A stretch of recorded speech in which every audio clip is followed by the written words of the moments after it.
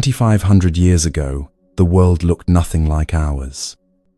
No smartphones, no social media, no 24-hour news cycles bombarding us with information. And yet, the human heart? Exactly the same. Buddha dealt with anxiety, the kind that keeps you awake at 3 in the morning, mind racing through scenarios that haven't happened yet. He understood loss, watching people he loved disappear from his life, feeling that ache that has no words. He knew relationship pain, the misunderstandings, the disappointments, the complicated dance of being human with other humans. He faced existential dread, that hollow feeling of, what's the point of all this? And political chaos? His world was filled with warring kingdoms, corrupt officials, and social injustice. The packaging changes. The human condition doesn't. These 53 teachings are practical psychology before psychology existed. They're not religious doctrine demanding your faith. They're observations about how suffering works and how freedom becomes possible. There's a story I love about someone who discovered these teachings during the worst year of their life. Everything had fallen apart. Job gone, relationship ended, health failing. They stumbled across Buddha's words, not looking for religion, just desperate for relief. What they found wasn't a quick fix. It was something deeper, a complete reframing of what it means to be human, to suffer, and to be free. That's what these teachings offer. Not a band-aid for a bullet wound. Deep transformation. Here's how this differs from most self-help you've encountered. Self-help often says, be positive, manifest your dreams, change your thoughts, change your life. All that relentless pressure to feel good, think right, be better. Buddha says something radically different. Understand your thoughts. See their nature. Be free. He's not asking you to achieve permanent happiness. That's impossible. And chasing it creates more suffering. He's inviting you to relate differently to all experience. The good, the bad, the utterly mundane. You don't have to feel good all the time. You just have to stop making it worse.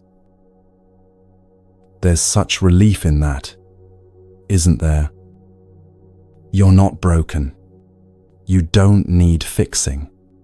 You need understanding of yourself, your mind, the nature of this existence we're all navigating together. Wisdom over tips. Transformation over techniques. So what's the journey we're taking together over the next few hours? These 53 teachings are organized as a healing journey, each one building on the last, each one a doorway into deeper understanding. But here's what matters. This isn't about memorization. It's about absorption. Each teaching is a seed. Some will sprout immediately, shifting something in you right now. Others will lie dormant for months, even years, until suddenly, in some random Tuesday afternoon moment, you'll remember, and it'll make perfect sense. You might forget the exact words I'm speaking. That's okay. You'll remember how they made you feel. That feeling, that's what transforms you. Right now, thousands of people are listening to these same words. Someone in Tokyo at dawn. Someone in New York unable to sleep. Someone in London on their commute. Someone in Sydney seeking peace during a lunch break. All of us, in this moment, connected by the same longing for clarity, for calm, for a way through the chaos. You're not alone in this. Here's your permission structure, and I mean this. Take what serves you. Leave the rest. If something resonates, let it in. If something doesn't land, let it pass. Buddha himself said not to accept his teachings on blind faith. Test them, live them, see if they reduce suffering. If they do, keep them. If they don't, leave them behind. By the end of these 53 teachings, you won't have all the answers. That's not the goal. You'll have something better, a path, a way of seeing, of being, of moving through this world that creates less suffering and more peace. And that path, it starts right now. Let's begin. Breathe. You're exactly where you need to be.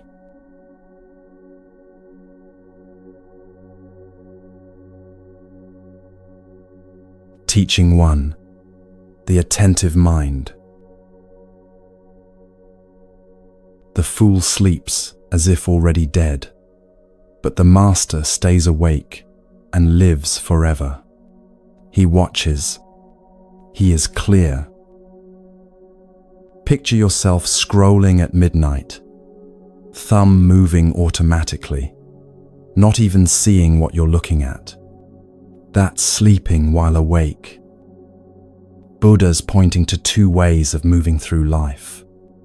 Most of us are sleepwalking, reacting, operating on autopilot, lost in thought loops about past and future.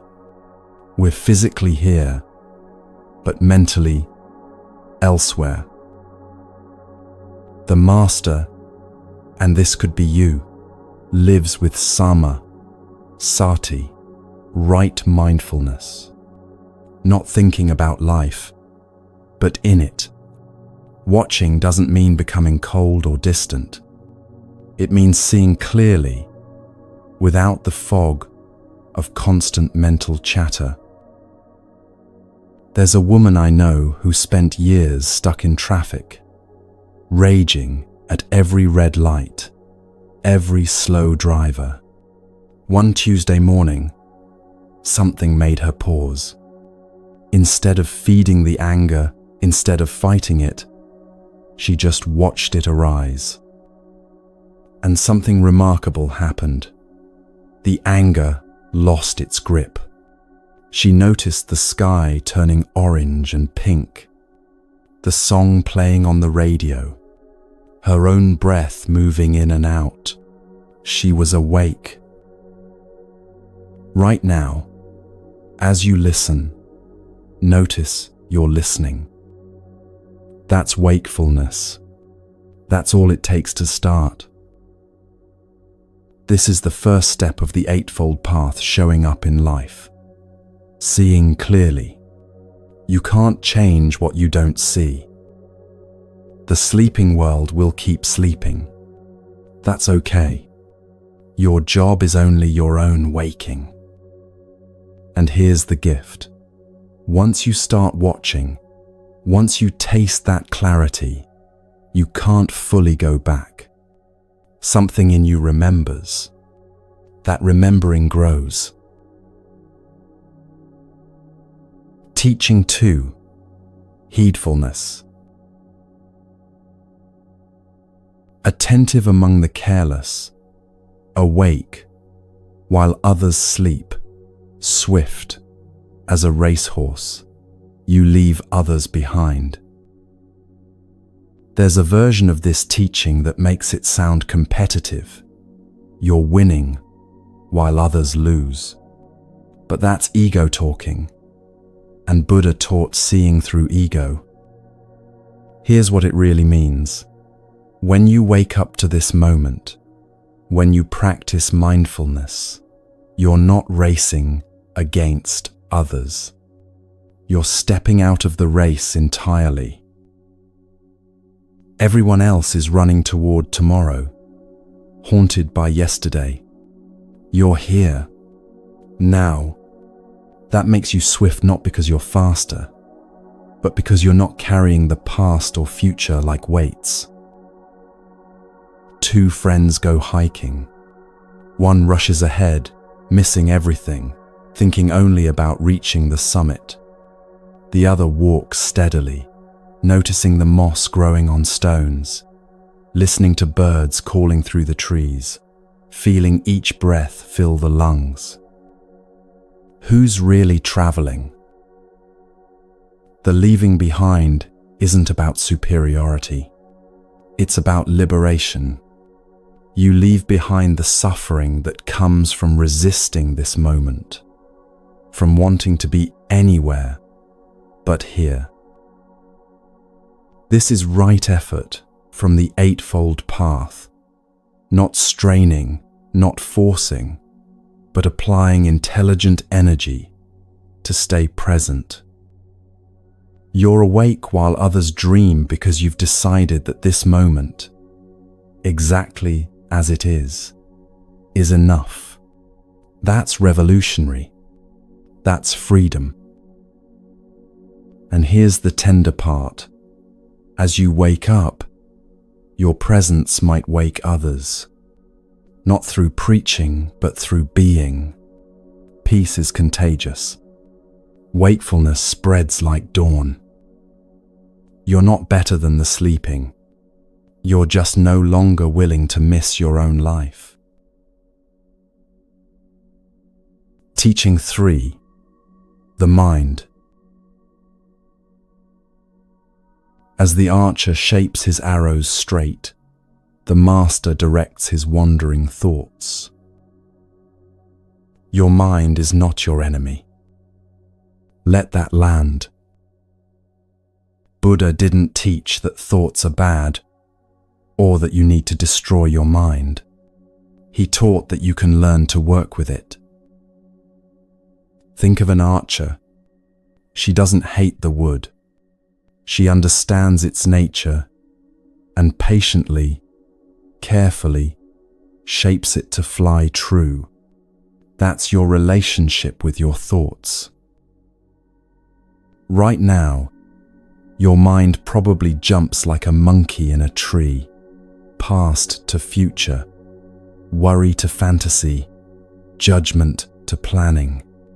That's normal. That's what untrained minds do. Right concentration from the Eightfold Path is about training attention, not forcing, not fighting, guiding, gently bringing your mind back when it wanders. Again, and again, and again. A man sits down to meditate for the first time, frustrated within minutes that his mind won't shut up. Thoughts everywhere, relentless. His teacher smiled when he complained, "You think the practice is having no thoughts. The practice is noticing when you're lost in thought and coming back. That noticing, that's the practice. Every time you notice you've drifted and return to breath, to body, to this moment, you're shaping your arrow. You're training your mind to be usable, responsive, clear. This isn't about control. It's about understanding. Your thoughts arise from causes, memories, fears, desires, physical states. When you understand this, You stop identifying with every thought that passes through. Notice your thoughts right now. Don't judge them. Just notice. Thinking is happening. You're not your thoughts. You're the aware space they pass through. That archer's patience, that's what you're cultivating. One breath, one return, one moment at a time. Teaching 4. Hatred. In this world, hatred never dispels hatred. Only love dispels hatred. This is an ancient and eternal law. This is direct from the Dhammapada, one of Buddha's most famous teachings. And it's not just poetry, it's psychology. Think about the last time someone hurt you and you hurt them back. Did it end the pain? Or did it multiply it, echoing outward, creating more suffering for everyone? Hatred fed grows. Hatred starved dissolves. But Buddha's not asking you to be a doormat. Right action includes protecting yourself from harm. Love doesn't mean accepting abuse. It means refusing to poison yourself with hatred. There's a mother whose son was killed by a drunk driver. For years, she carried rage like hot coals, burning only her. Then one day, she visited the driver in prison. Not to forgive. She wasn't ready for that. But to see him as human. To look into his eyes and recognize the suffering there, the remorse, the brokenness. Something shifted in that moment. The hate loosened its grip. She could breathe again. Metta practice, loving kindness, meditation is Buddha's tool for this transformation. May I be safe. May I be happy. May I be healthy. May I live with ease. May you be safe. May you be happy. May you be healthy. May you live with ease. Even for those who hurt us.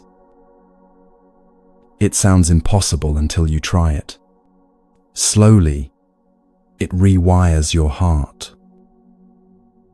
This isn't spiritual bypassing. Feeling rage is human.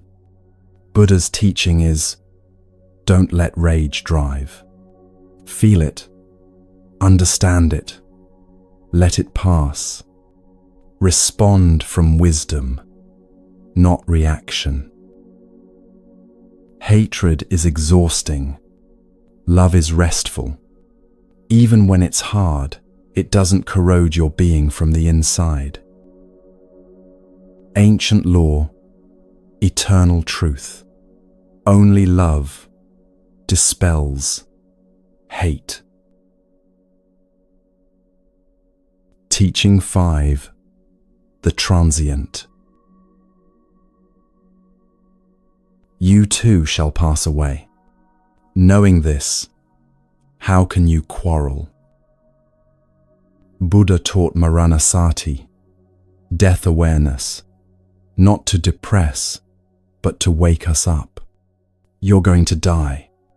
I'm going to die. Everyone you love will die. This isn't pessimism. It's a nikka, impermanence, one of the 3 marks of existence. Sit with that for a moment. Really let it in. You have limited time. So does everyone else. Now, does that argument from last week matter? That grudge you're nursing? That pride keeping you from apologizing? A man lay dying in a hospital bed, and someone asked if he had regrets. Every harsh word, he whispered. Every moment I chose being right over being kind. That's what I'd take back. Death is the great teacher of priorities. It clarifies what matters. Connection, kindness, presence, love. Everything else is noise. But here's the deeper teaching. Buddha's not saying life is short, so party hard, or nothing matters. He's saying life is precious because it's brief. This moment is precious because it won't come again. Right view includes seeing impermanence clearly. Nothing lasts, not the good, not the bad. This flower blooms and wilts.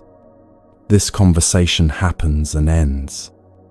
This breath comes and goes. When you truly understand this, quarreling becomes absurd.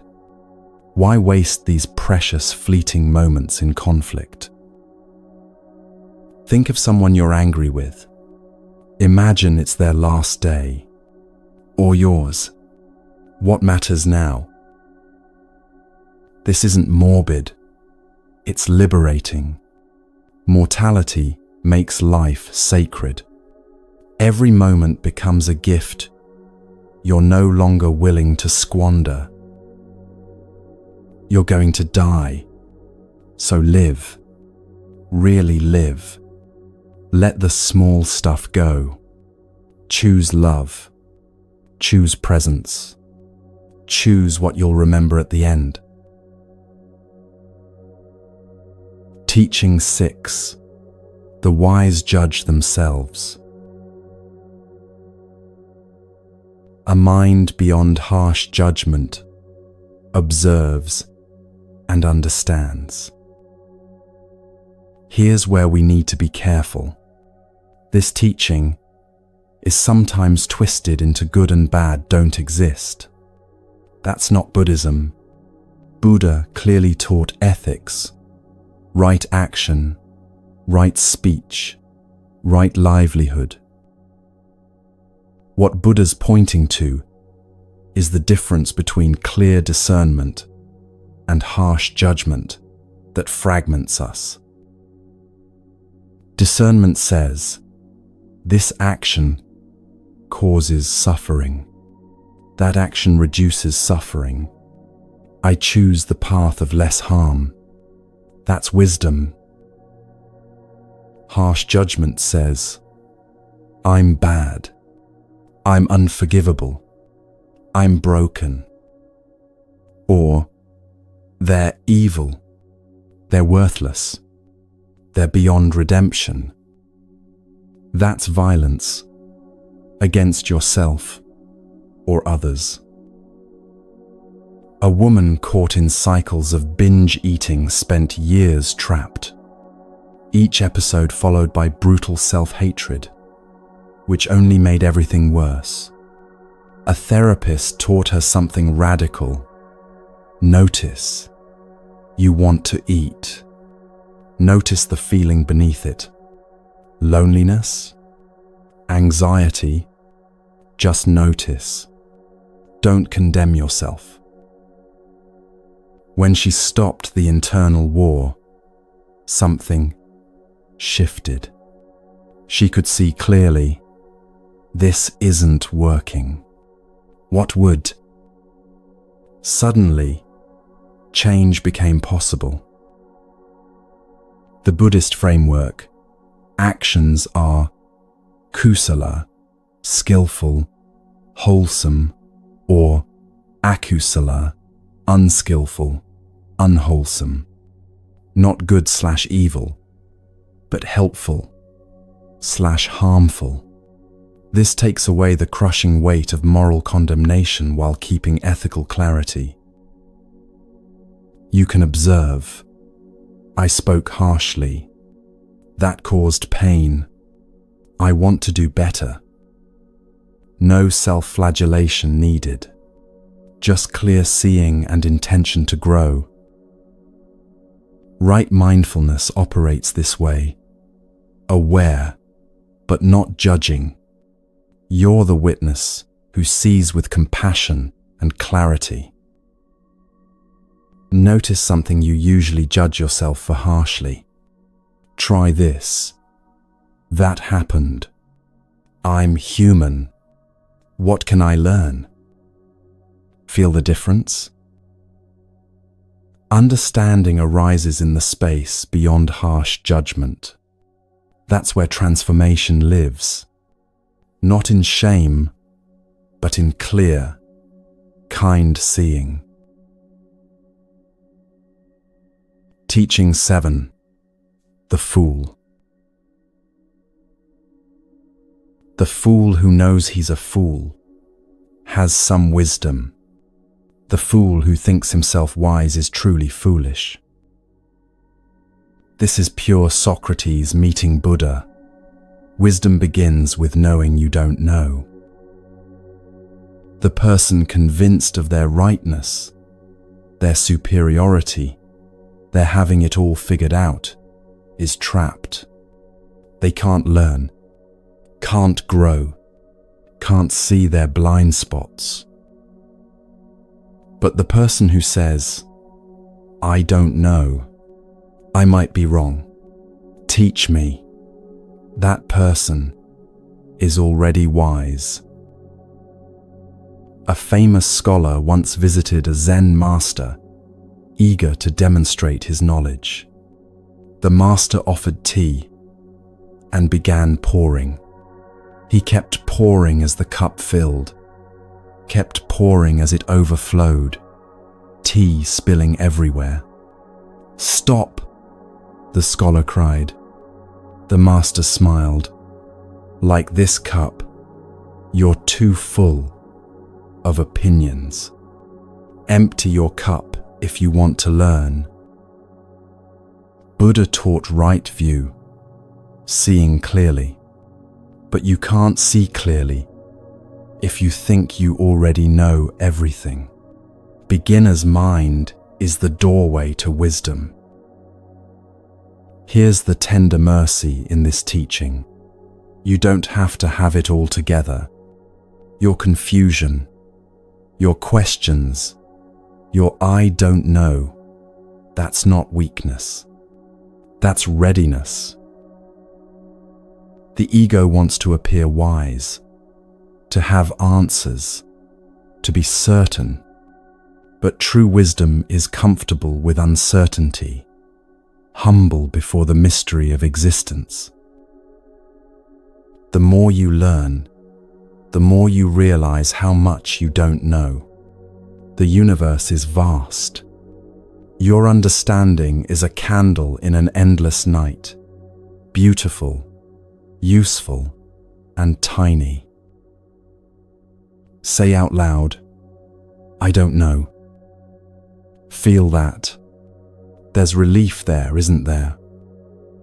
Permission to be human, to learn, to grow. The wise fool knows their limits. That knowledge is the beginning of true wisdom. You're not supposed to have all the answers.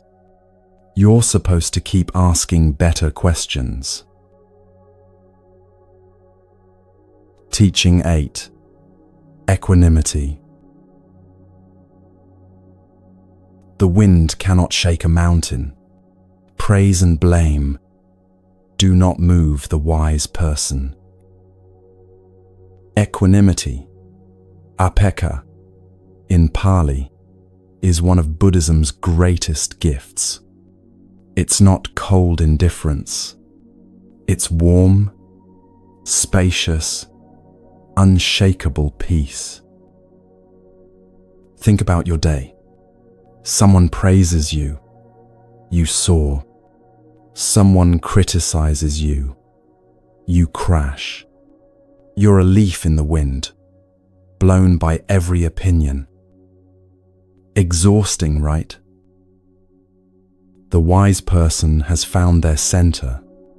When praise comes, they don't inflate. When blame comes, they don't collapse. They stay rooted, like a mountain in all weather. An artist shared her work online. Half the comments were glowing, half were cruel. She noticed both made her heart race, her hands shake, her mind spiral. "I'm giving strangers control of my peace," she realized. She practiced. "This is just opinion, not truth about my worth." Gradually, the wind stopped moving her. Right view includes understanding. Opinions are conditions arising from someone else's mind, their history, their mood, their biases, not objective reality about you. But here's the deeper teaching. You can't control what others think.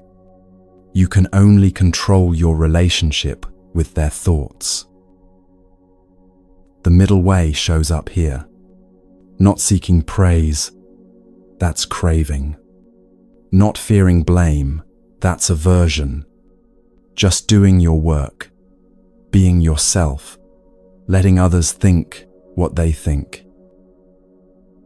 Remember the last time someone criticized you. Feel that sting?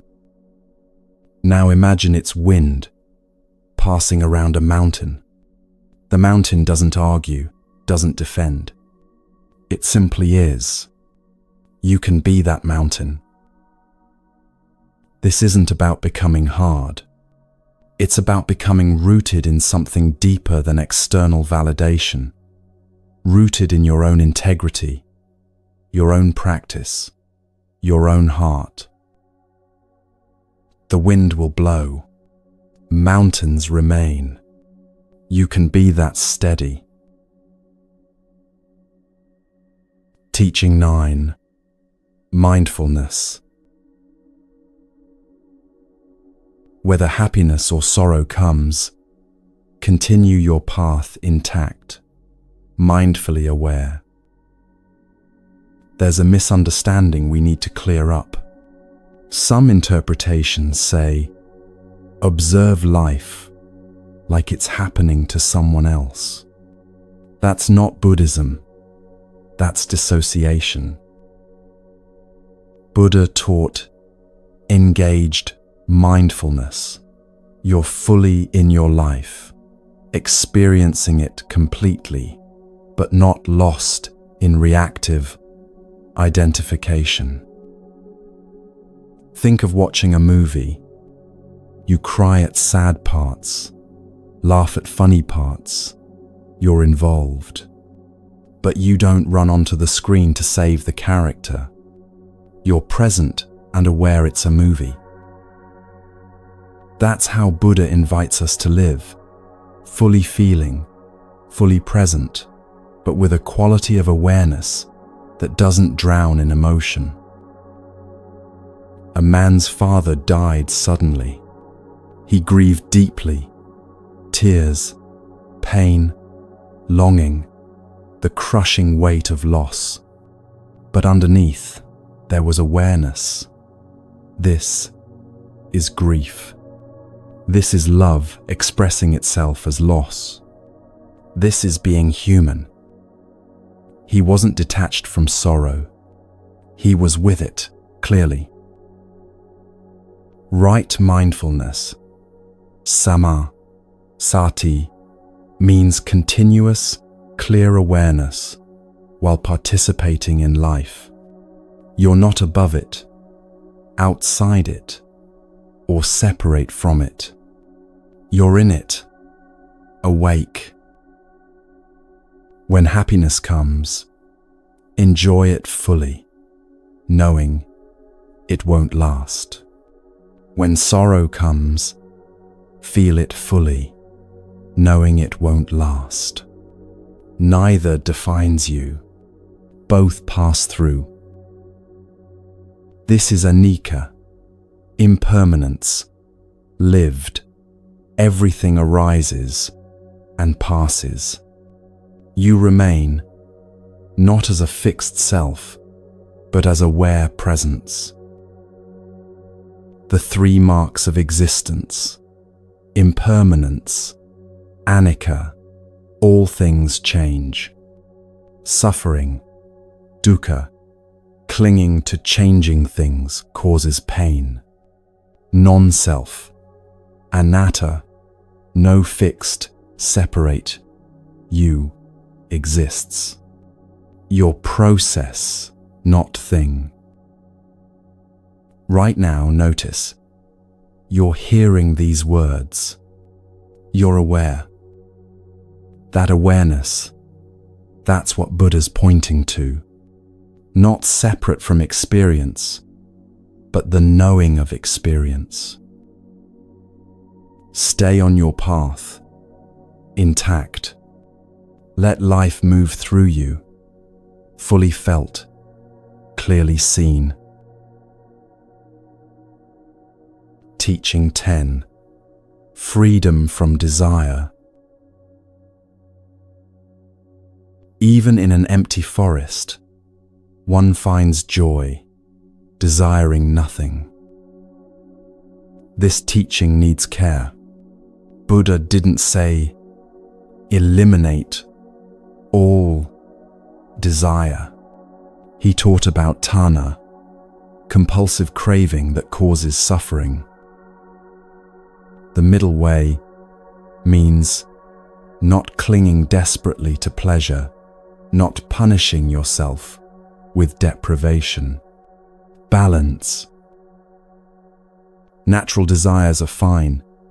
Hunger for food, desire for connection, wanting to help others. Compulsive craving, never satisfied, always grasping. That's the problem.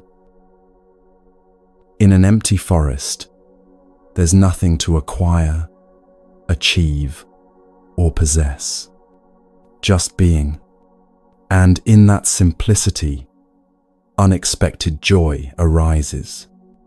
Not manufactured happiness, but deep contentment. A woman quit social media for a month. The first days were anxious. What was she missing? What were people saying? Was she being forgotten? Then something shifted.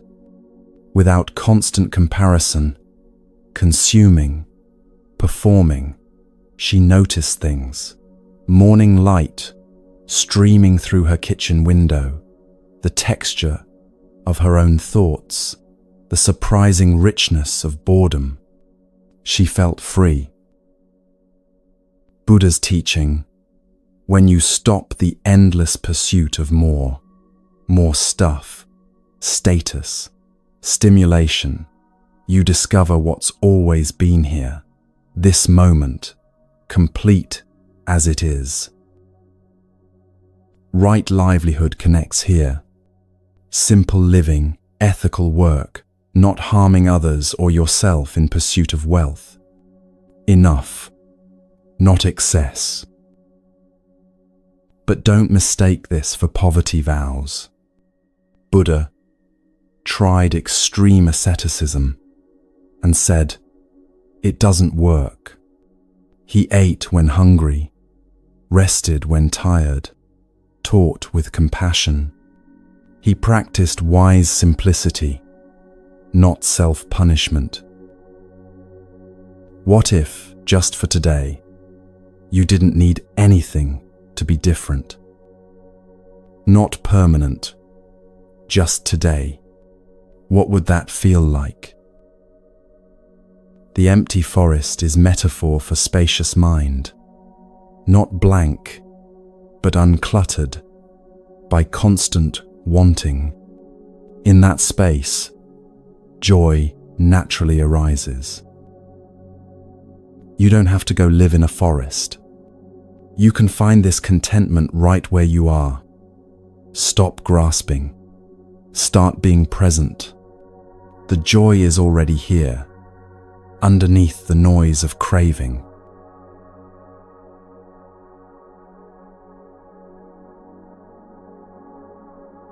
Teaching 11.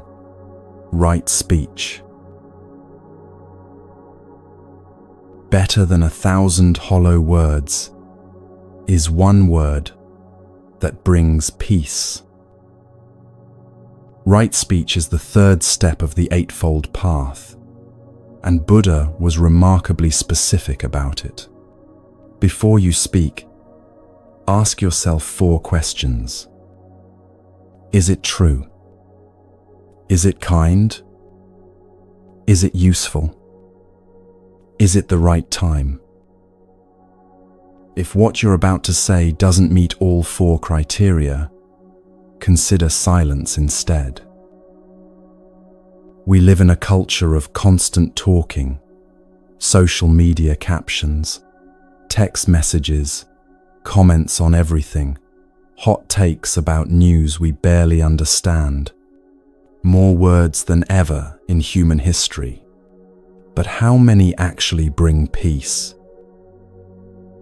There's a man who talked incessantly, filling every silence with chatter. He felt lonely despite being surrounded. A friend finally said, "You talk so much, I never get to know you." He realized his words were walls, not bridges. One true word, "I'm scared," "I love you," "I'm sorry," "Thank you," can change everything. It cuts through, lands in the heart, creates connection. Buddha taught that speech creates karma. Words ripple outward, shaping reality. Harsh words create suffering. Kind words create ease. This isn't mystical. It's observable. The practice. Before speaking, pause. Check the 4 criteria. If yes, speak. If no, let it pass. This doesn't mean becoming silent or passive. It means becoming intentional. Your words gain power when you're not wasting them. Today, try speaking 20% less. When you do speak, mean it. Notice what changes. One word that brings peace is worth more than 1,000 that bring noise. Your voice is sacred. Use it wisely. Teaching 12. Self-mastery.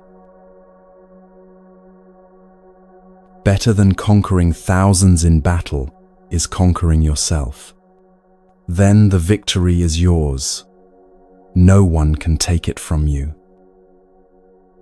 Every external battle is shadow play. The real war is internal, between your habits and your intentions, your conditioning and your consciousness. Buddha identified the real enemies, the 3 poisons: greed, compulsive grasping, wanting more; hatred, aversion, pushing away; anger, delusion, ignorance, not seeing clearly. These are what you're conquering, not other people, your own patterns of suffering. A recovering addict once said, "I had to fight myself every day," the voice saying just once more, "Every time I won that battle, I got stronger." That's the only victory that mattered. Alexander the Great conquered nations. Buddha conquered the mind. Guess who found peace? When you master yourself, when you feel anger arise and choose not to lash out, feel craving, and choose not to chase it. That's true power. This victory can't be taken. You can lose wealth, health, relationships, but the peace you cultivate internally, the wisdom you develop, the freedom from reactivity, that's yours. Death itself can't steal it. Right effort is the practice, cultivating wholesome states, preventing unwholesome ones. Like gardening your mind, pulling weeds, planting flowers. Next time anger arises, try this. Anger is here. I see you, but I'm choosing differently. That's conquest. Teaching 13. Swift goodness. Be diligent in doing good. If you're slow, the mind, delighting in mischief, will trap you. Buddha understood. The mind tends toward easier paths, and causing harm is often easier than creating good, at least short term. The three poisons want instant gratification. Greed says take it now. Hatred says hurt them first. Delusion says it doesn't matter.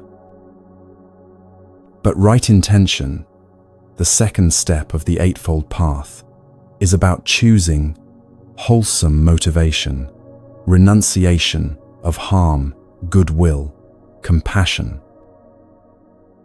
Be diligent doesn't mean force yourself frantically.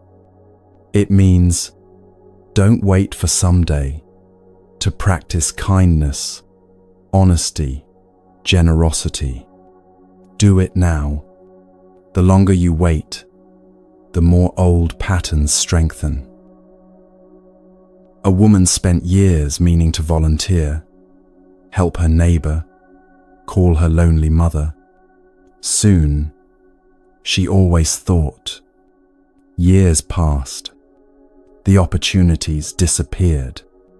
She learned, goodness delayed is goodness denied. The mind is tricky. It'll convince you tomorrow is better, that you're not ready, that it doesn't matter. These are delusions keeping you trapped. Karmic truth. Every action creates conditions for future actions. Do good now, it becomes easier next time. Delay good, it becomes harder. But here's the mercy. This isn't about perfection. It's about direction. Each small act of kindness rewires your heart. Right now, think of one small good thing you can do today. Text someone you love. Pick up litter. Speak kindly to yourself. Do it now. Feel how that choice shifts something. The mind's mischief is seductive. Counter it with swift goodness. Not from obligation, from understanding that wholesome action creates wholesome being. Be diligent. Start now. Teaching 14. Universal compassion. All beings tremble before violence. All fear death. All love life. Seeing yourself in others.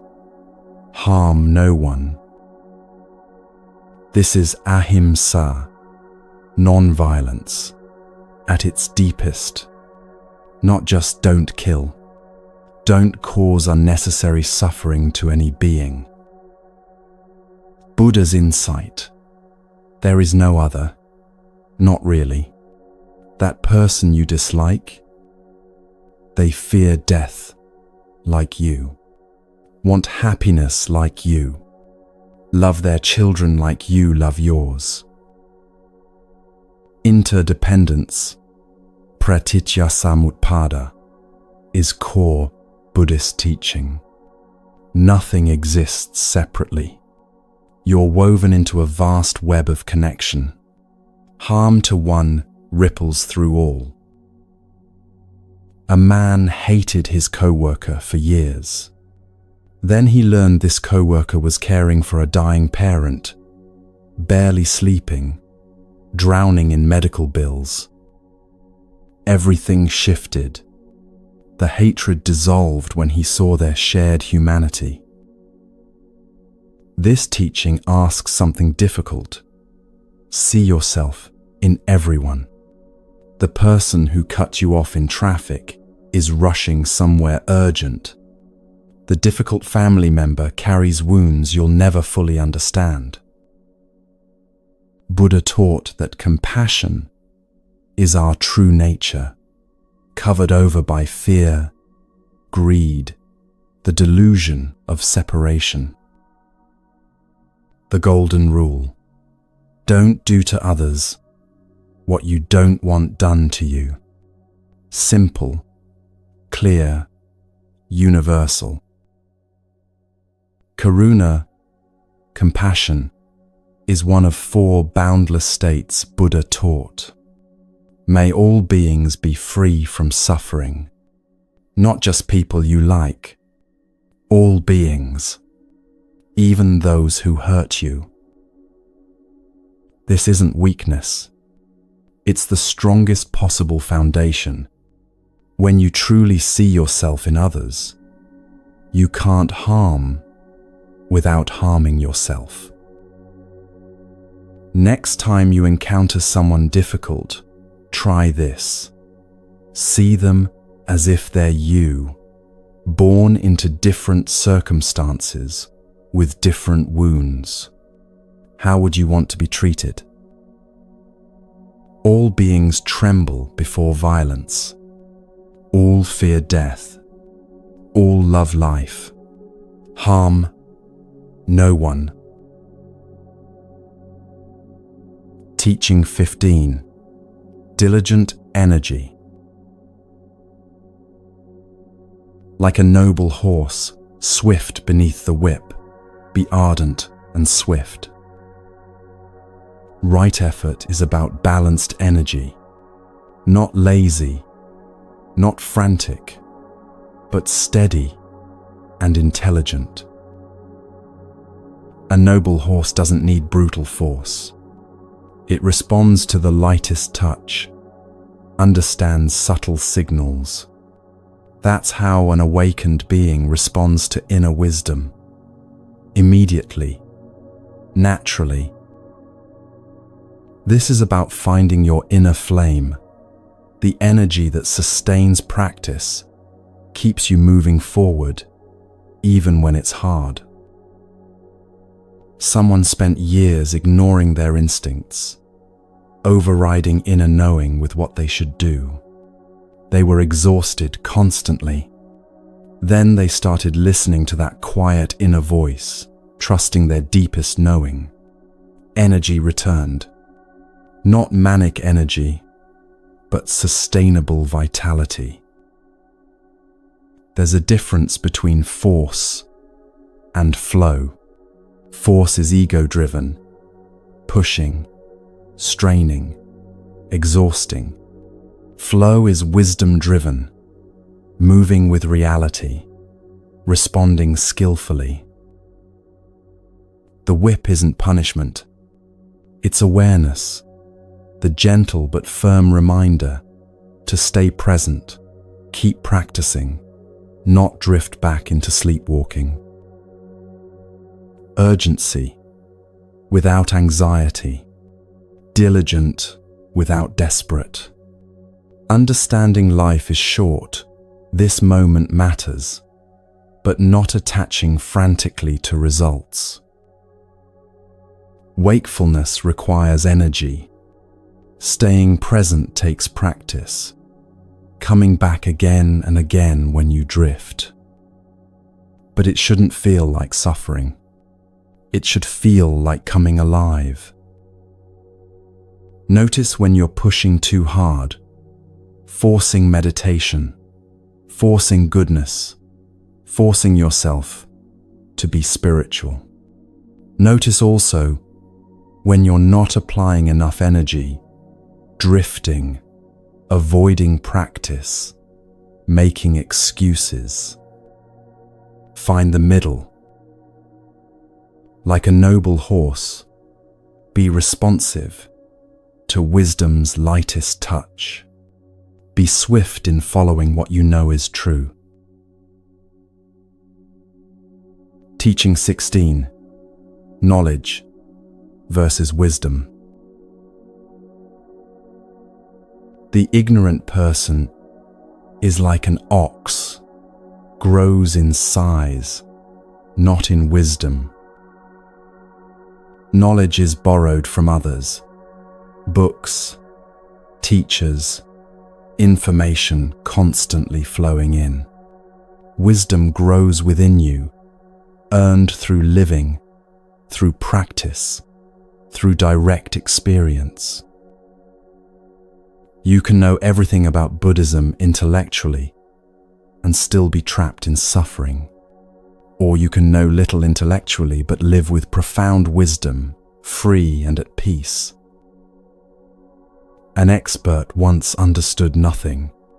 He'd read every book, could lecture for hours about meditation and enlightenment. His head was full. His heart was empty. He'd never actually practiced, never sat with his own suffering. All that knowledge was like a menu in the hands of a starving person. Panna, wisdom in Pali, is experiential, not conceptual. It's knowing that comes from doing, from being, from transformation. This is why we keep consuming, but stay empty. We're accumulating knowledge, which feels productive, but knowledge without practice is like seeds in a warehouse instead of planted in earth. The ox grows big, but not wise. All that accumulation just makes you heavy, not free. Wisdom comes from practice, from meditation, from ethical living, from paying attention to cause and effect in your own life. It comes from falling down and getting back up, from sitting with discomfort instead of running away. You can know everything about swimming and still drown. Or you can know nothing theoretical but swim beautifully because you've actually practiced. Stop learning for a while. Start experiencing. Take one teaching and live it deeply until it's not something you know, but something you are. Teaching 17. Straighten yourself first. To straighten the crooked, you must do a harder thing. Straighten yourself.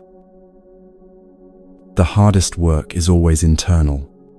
It's easier to focus on others' flaws, to see what's wrong with them. Why do we deflect? Because seeing our own crookedness is painful, threatens our self-image, requires actual change.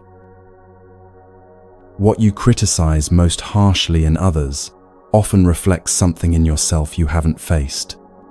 The person who complains about others' selfishness, look at their own subtle selfishness. It's uncomfortable, but liberating once you see it. Someone spent years blaming the world for their problems. Bad boss, toxic partner, fake friends, always the victim, never responsible. Then life forced them to look inward. They were the common denominator in all these failures. Their defensiveness pushed people away. Their negativity poisoned situations. That seeing was devastating and freeing.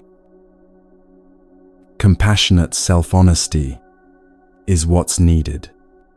Not brutal self-hatred, but clear, kind seeing. Yes, this is crooked in me. Yes, I can work with this. You can't give what you don't have. If you want peace in the world, cultivate peace in yourself first. Change yourself, and you change the world through the ripple effect. This isn't about perfection before engaging with others' problems. It's about honest self-examination, about taking responsibility for your own crookedness first. When you judge someone today, ask yourself, where is this in me? What am I refusing to see about myself? The work is always closer than you think, always right here, in your own heart, waiting to be straightened. Teaching 18. Source of purity and impurity. Evil is yours, sorrow is yours, yet virtue and purity are also yours. You are the source of all purity and impurity. Everything originates within you. Your happiness, your suffering, your peace, your chaos, all sourced internally, all your responsibility. This is hard because we're trained to look outside for causes. Something went wrong? Find who's to blame. External factors exist, but your response? That's yours. You can't be a flower to yourself and a thorn to others. What you cultivate internally expresses externally. Someone spent decades blaming externally for every problem. Then something cracked open. They looked inward and saw. Their anger was theirs, arising from unexamined pain. Their suffering was theirs, created by resistance to reality. Once they owned that, change became possible. Anatta, non-self, doesn't mean no responsibility. It means absolute responsibility. You're a process, constantly creating yourself through choices, through practice, through how you respond. There's freedom in ownership. If you created this state, you can change it. If suffering sources from within, you have access to the cure. But here's the balance: self-responsibility and acknowledging interdependence. You're not isolated. You're interconnected, influenced, and influencing. Context matters, but your response is yours. This state you're in right now, what are you cultivating? What are you feeding with your attention, your thoughts, your choices? You are the source, not the only cause, but the source of how you meet life, how you respond, who you become. That's terrifying and liberating all at once. Teaching 19. Living in reality. Do not live in distraction, in false dreams, outside the way. Distraction is the modern disease. Constant stimulation, phones buzzing, screens glowing, noise everywhere, never genuine stillness. Past and future are mental prisons where most spend most of their time rehashing what happened, wishing it had gone differently, or projecting into what might happen, planning, worrying, fantasizing. Meanwhile, the only thing that's real, this moment, slips past unlived. False dreams are fantasies we hide in, projections we use to avoid reality, stories we tell instead of facing what's actually here. Someone lived years anywhere but the present. At work, thinking about home. At home, thinking about work. With their kids, mentally planning tomorrow. Never here, never now, never actually in their life. Then their child asked, "Why do you never look at me?" That pierced through. They stopped, really looked, saw what they'd been missing. Life, happening right in front of them. Don't live through mind's interpretations. Live through direct experience. Feel the air on your skin now. Hear actual sounds. Notice breath moving. That's reality. Everything else is story. This doesn't mean abandoning thinking or planning. It means using mind skillfully, thinking when thinking is needed, then returning to presence. Sati, mindfulness, means present moment, awareness, not living in your head about life, but in life itself. Real life is here, not in your head about here. One breath practice, just this breath, fully experienced. That's all. That's everything. Notice when you're not here. Gently return. Teaching 20. Living by the Dharma. Govern yourself according to the Dharma. This is the simple teaching of the awakened. Dharma means natural law, truth, the way things are.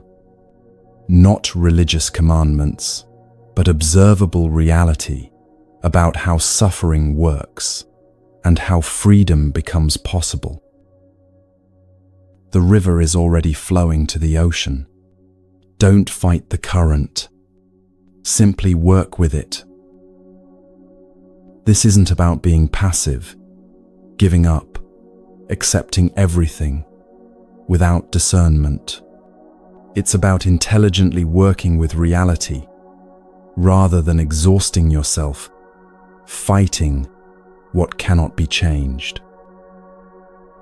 An exhausted swimmer learned to float instead of fighting waves. Suddenly, the ocean carried them. That's the difference between surrender and giving up. One is wisdom, one is defeat. Living in harmony with truth rather than resistance requires seeing clearly what can be changed and what cannot. Accept what can't be changed.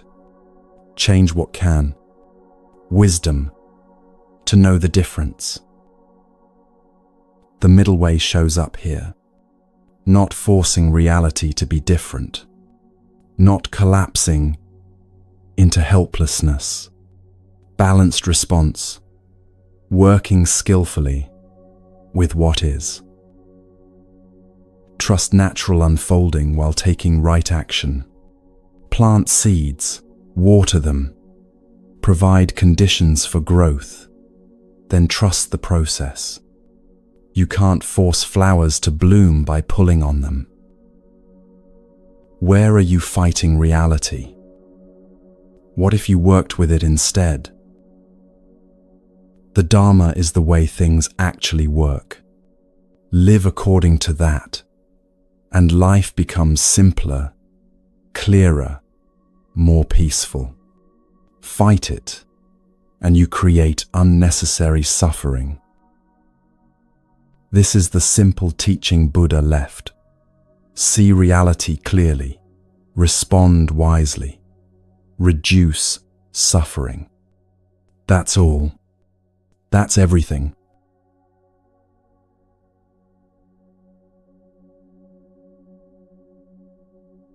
Teaching 21. Conscious desire. Those who follow the way realize their desires joyfully. Desire isn't the enemy. Unconscious desire is. There's a crucial distinction Buddha made that often gets lost. Tanha, craving in Pali, is compulsive, desperate grasping that never satisfies, always demands more. That's suffering's engine. But natural, wholesome desires, desire for connection, for growth, for contributing, those aren't problems. Waking up means choosing consciously what to pursue, rather than being driven unconsciously by conditioning, by fear, by endless hunger that can never be filled. The future is a mental trap. Always planning, always preparing, always living for when things will finally be right. Meanwhile, now, the only reality passes by, unlived. Someone spent years chasing tomorrow. When I get the promotion, then I'll be happy. When I find the right partner, then I'll relax. Tomorrow never came because tomorrow never comes. It's always today, always now. Then something shifted. They realized the chasing was the problem, not the solution. Understanding craving's nature changes everything. It's never satisfied, always grasping for the next thing, convinced that this will finally be enough. But enough never arrives through accumulation. You can desire connection without clinging desperately to people. You can desire growth without constantly feeling inadequate. You can desire to serve without needing validation. Notice the difference in your own experience. There's wanting something. I'd like that. That would be nice. And there's craving. I need that. I can't be okay without it. One is spacious. One is desperate. Realize your desires joyfully means pursue what calls to you, while remaining free, while staying grounded in now. Teaching 22. Inner peace. Live in joy and peace, even among the troubled. You can't change the world's chaos, at least not directly, but you can find your own peace regardless of external circumstances. This isn't isolation, isn't building walls and pretending suffering doesn't exist. It's wise boundaries combined with genuine compassion, feeling others' pain without drowning in it. There's a person who remained calm during a family crisis when everyone else was panicking. Not because they didn't care. They cared deeply, but they'd cultivated such inner stability that they became an anchor for others. Their peace was their greatest gift in that moment. Inner wealth versus outer wealth. What really matters? All the money, status, possessions in the world can't give you peace if you're turbulent internally. Karuna, compassion, for those suffering is essential, part of the path Buddha taught. But compassion without wisdom leads to drowning alongside those you're trying to help. Your peace isn't selfish or cold. It's actually the most generous thing you can offer. A calm person in a crisis helps everyone. This isn't about being unaffected by life. It's about not being controlled by external chaos, not losing yourself every time circumstances shift. Maintaining practice even when others aren't.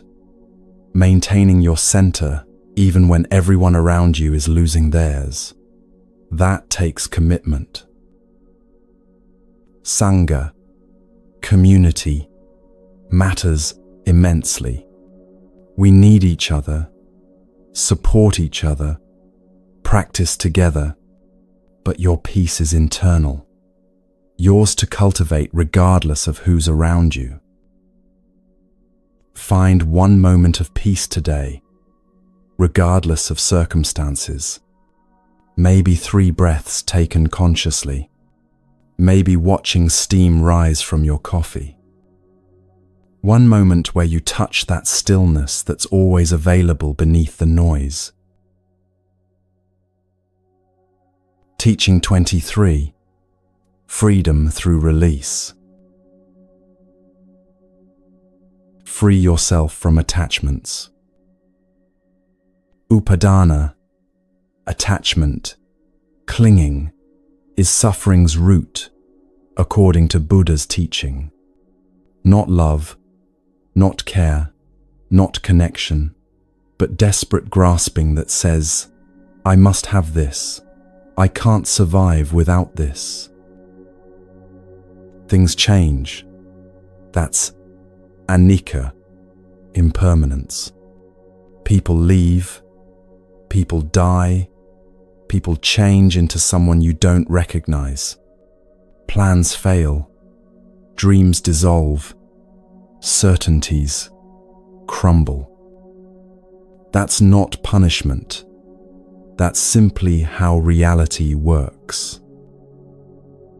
Giving love freely without expectation or demand is one of the hardest and most liberating practices. Love because loving feels good, because it opens your heart, not because you need something back. Someone told me about a heartbreak that became their teacher. A relationship ended suddenly, painfully, leaving them shattered. For months they held on, to hope of reunion, to anger, to the story of how it should have been. Then one day they let go, not because they stopped caring, but because they saw the clinging was creating far more suffering than the actual loss. And in letting go, they discovered the love was still there, but free now, spacious, no longer twisted into pain by desperate need to possess. This isn't coldness or indifference. It's mature, spacious love, the kind that wants the best for someone, even if that doesn't include you. The difference between love and attachment is freedom. Love frees. It wants the beloved to flourish. Attachment imprisons. It needs the beloved to stay exactly as you want them. Enjoying without grasping. Being with without clinging. Imagine holding sand in your hand. Hold it gently. You can keep some. Squeeze tight, desperately trying to hold every grain, and it all escapes through your fingers. Grief is natural when you lose something or someone you love. Buddha never said don't feel grief, but clinging to what's gone, refusing to accept what is, demanding reality be different, that creates suffering, that outlasts and overshadows natural grief. What are you clinging to right now? Can you hold it more lightly?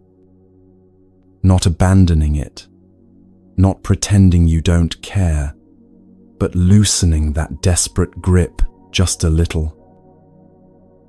Freedom lives in that loosening, in that willingness to let things be as they are, to let life unfold without your constant control. Teaching 24. Transform negativity. With goodness, overcome anger. With generosity, overcome meanness. With truth, overcome deceit. This is practical alchemy, transformation at its most basic and profound. Metta, loving kindness, doesn't suppress hatred or pretend it doesn't exist. It transforms it by meeting it with something incompatible with its nature. Generosity is the antidote to greed, to that tight-fisted clinging that never feels like enough. Open your hand, give something away, and suddenly the scarcity mentality loses its grip. Truth dispels delusion like light dispels darkness, not by fighting it, but by simply being present. This isn't about suppressing negative tendencies, pretending they're not there. It's about genuine transformation through practice, through repeatedly choosing the wholesome until it becomes natural. Someone broke a cycle that had run in their family for generations. Anger met with anger, violence meeting violence, each generation carrying forward wounds and passing them to the next. Then this person chose differently. When anger arose, and it did, constantly, the conditioning was deep. They paused, breathed, chose kindness, even when kindness felt impossible. It took years, but the cycle broke. Society conditions us toward negativity more than we realize. News designed to frighten and anger us. Social media algorithms that amplify outrage. Economic systems that depend on manufactured scarcity. You have to wake up to this, see it clearly, and consciously choose differently. Small daily alchemy transforms everything over time. One kind word when you want to be cruel. One generous act when you want to hoard. One truth told when lying would be easier. These aren't dramatic. They're ordinary moments where you have a choice. This isn't fake positivity that denies reality or invalidates genuine suffering. It's genuine transformation through understanding that each wholesome action weakens unwholesome tendencies, strengthens wholesome ones. Counter one negative tendency with its opposite today. Feel anger arising. Try kindness, even just in your mind. Notice greed, that grasping, wanting more. Give something away, however small. Caught in deception, hiding truth. Speak one honest thing, however difficult. You're not fighting the negative, you're feeding the positive until it's stronger, more natural, more you than those old patterns ever were. Teaching 25, Masters of Body, Heart of Wisdom. The wise harm no one. They are masters of their bodies and go beyond sorrow to the place without limits. Panna, wisdom, is different from knowledge, fundamentally different. Knowledge is information, facts, things you can recite. Wisdom is understanding, integration, lived truth that changes how you move through the world. Masters of body doesn't mean domination or control, forcing the body into submission. It means sila, ethical conduct, and mindful action, living in harmony with this body-mind rather than at war with it. The place without limits is nirvana in Buddhist teaching, not a place you go after death, but freedom from suffering available in this life, in this body, through this practice. Someone found freedom through understanding, not force. For years they'd tried to control everything, their body through punishing exercise and restrictive eating, their mind through forced meditation and spiritual aggression. They were exhausted, miserable, nowhere near peace. Then they learned a different way, working with their nature instead of against it, treating themselves with compassion, understanding that transformation happens through kindness, not cruelty. That shift changed everything. Beyond sorrow doesn't mean you never feel sad, never grieve, never experience pain. It means you're not trapped by sorrow, not identified with it, not imprisoned in it. Living ethically naturally leads to peace. Not because you're earning points or following rules to avoid punishment, but because harmful actions create suffering and wholesome actions create ease. That's observable, testable, true in your own experience, if you pay attention. Harm no one includes yourself, maybe especially yourself. Self-compassion isn't weakness or self-indulgence. It's essential foundation for genuine practice, for sustained transformation, for actually being able to help others. Integration of wisdom, ethics, and mental discipline, that's the complete path Buddha taught. Not just meditation alone, not just being a good person alone, not just understanding alone. All three woven together, supporting each other, creating conditions for freedom. How can you care for your body with wisdom, not control? What would it mean to be master, not tyrant, but wise steward of this body that carries you through life? Listen to it. Respect its limits. Nourish it appropriately. Rest when rest is needed. Move when movement calls.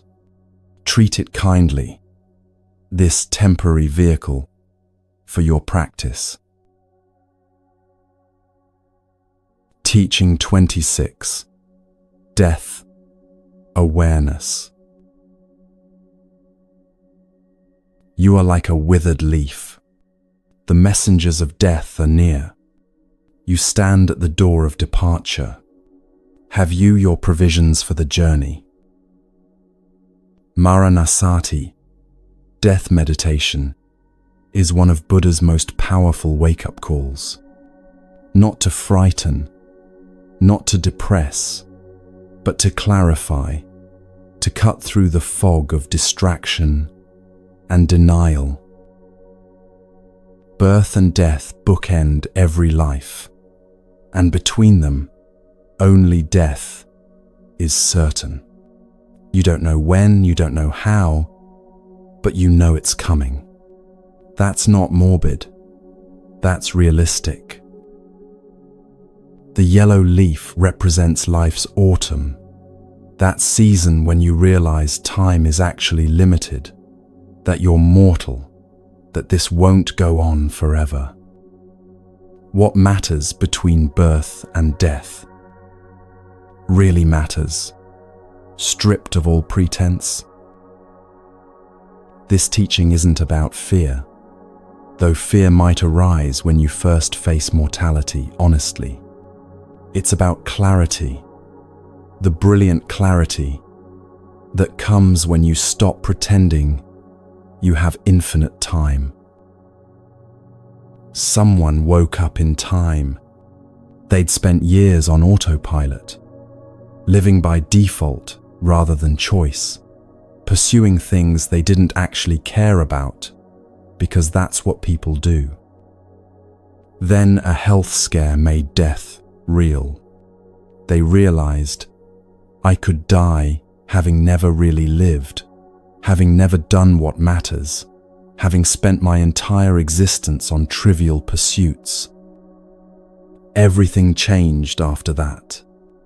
They started living with intention, with presence, with clear sense of what mattered and what didn't. What will you carry when you leave? Only wisdom, only love, only whatever understanding and compassion you've developed. Everything else stays behind. Provisions for the journey means ethical conduct, wisdom, compassion developed now in this life through how you live each day. That's what makes the difference between dying with regrets and dying at peace. Impermanence makes everything precious. This conversation won't happen again exactly this way. This day, this moment, this breath, all unique, all irreplaceable, all fleeting. If today were your last, what would matter? Would that argument seem important? Would you spend hours scrolling mindlessly? Would you hold back from saying I love you? Live from that clarity, not just when death is near, but now, today, always. Let mortality teach you how to live, not how to fear. Teaching 27. Healthy solitude. The traveler walks alone, not entangled with householders, nor wanderers, wanting nothing, at peace, in solitude. Balance between solitude and sangha, community, is essential. Buddha taught both, emphasized both, made community one of the three jewels. But he also honored solitude, recognized its necessity. Walks alone doesn't mean literal isolation, cutting yourself off from all human contact. It means taking responsibility for your own path, your own practice, your own liberation. Not entangled doesn't mean not connected or not caring. It means healthy independence, able to be with others without losing yourself, able to connect deeply without desperate clinging. Someone learned to be with themselves before they could truly be with others. Years of constantly needing people around, terrified of being alone, filling every silence with noise and distraction. Then circumstances forced solitude, a period of being alone with no escape, initially terrifying, eventually liberating.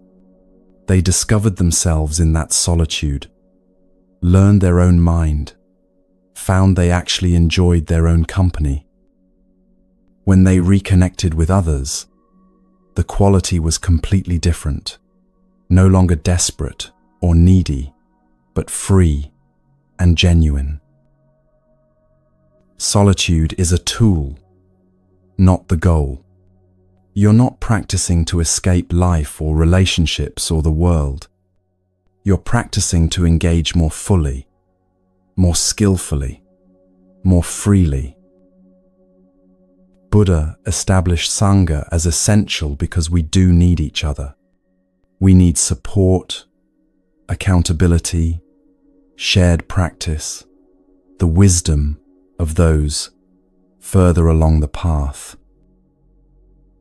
Wanting nothing means not dependent on external validation, not requiring constant reassurance, not needing reality to conform to your preferences before you can be at peace. Comfortable in your own company, you can connect authentically with others. Uncomfortable with yourself, you'll use others to escape that discomfort, which isn't connection, it's distraction. Spend time alone without distraction. No phone, no music, no books, just you and silence. What arises? What do you discover when there's nothing to hide behind? That's where practice deepens, where you meet yourself directly, where transformation happens. Teaching 28. Right livelihood and love. Live in love. Do your work. Make an end to sorrow. Love as container for all action. Metta, infusing daily life. Not just meditation practice, but every interaction, every choice, every moment. Your work means right livelihood, the fifth step of the Eightfold Path. Ethical, meaningful contribution that doesn't harm others, that serves rather than exploits.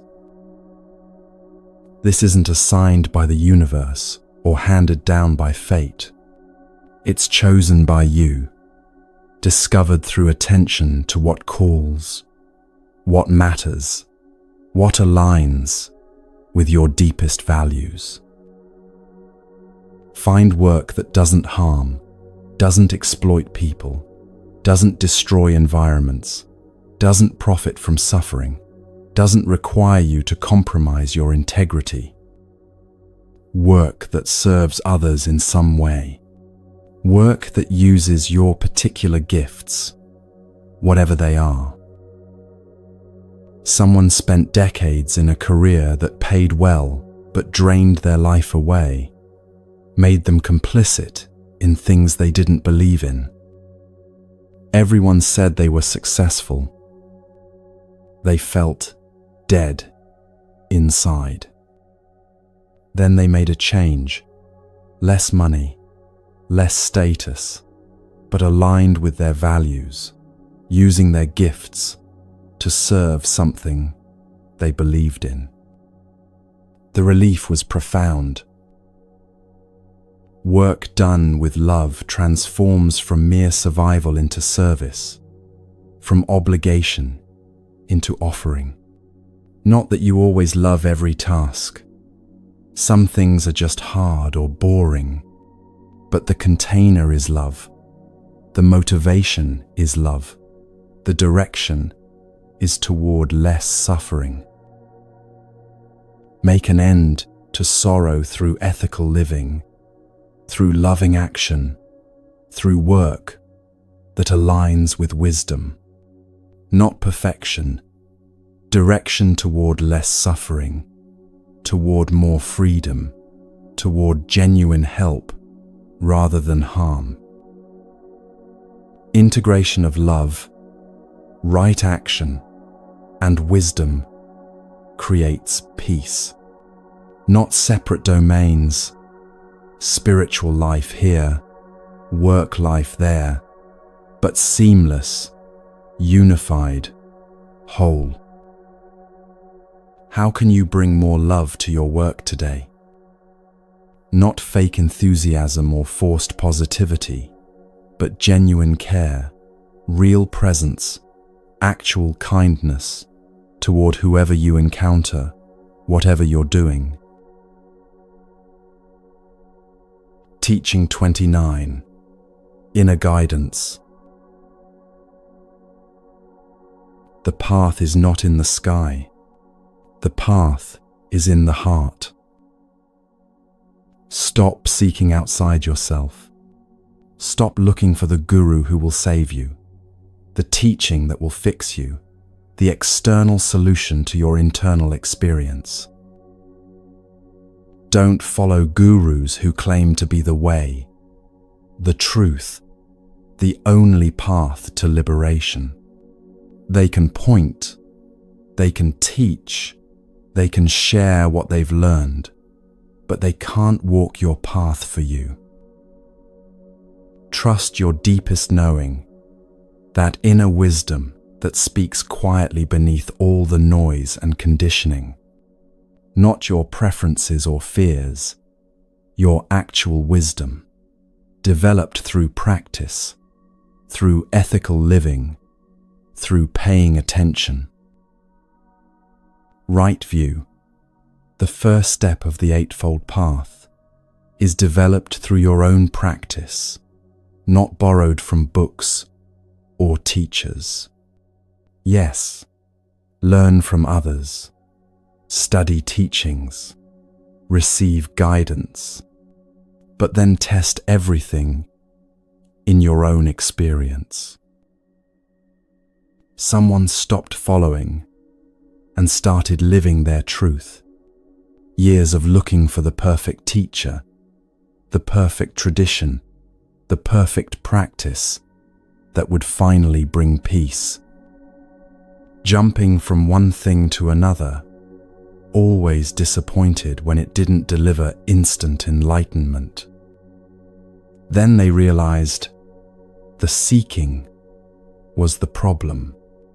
They stopped, turned inward, started trusting what they actually knew, what actually worked in their own life.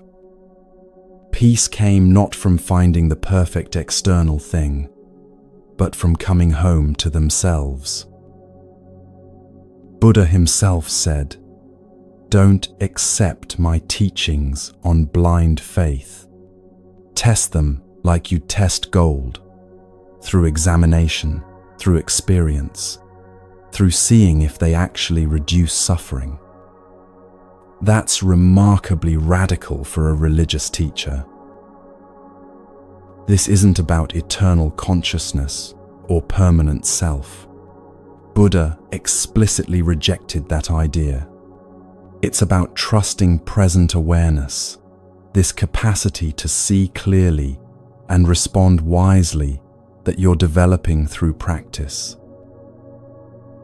Everything arises from within: clarity and confusion, peace and suffering, wisdom and delusion. External circumstances trigger things, yes, but your response is internal, yours, your responsibility and your power. Coming home to yourself means no more seeking, no more looking elsewhere for what's right here. Not complacency. You still practice, still learn, still grow, but from centeredness rather than desperation. Ask your heart, not your head. What do you truly know? Not what you've been told, but what you actually know from living, from practicing, from paying attention to your own experience. Teaching 30. Awakening this life. All things arise and pass away, but the awakened awaken forever. Two ways to live: falling or growing, reactive or conscious, asleep or awake.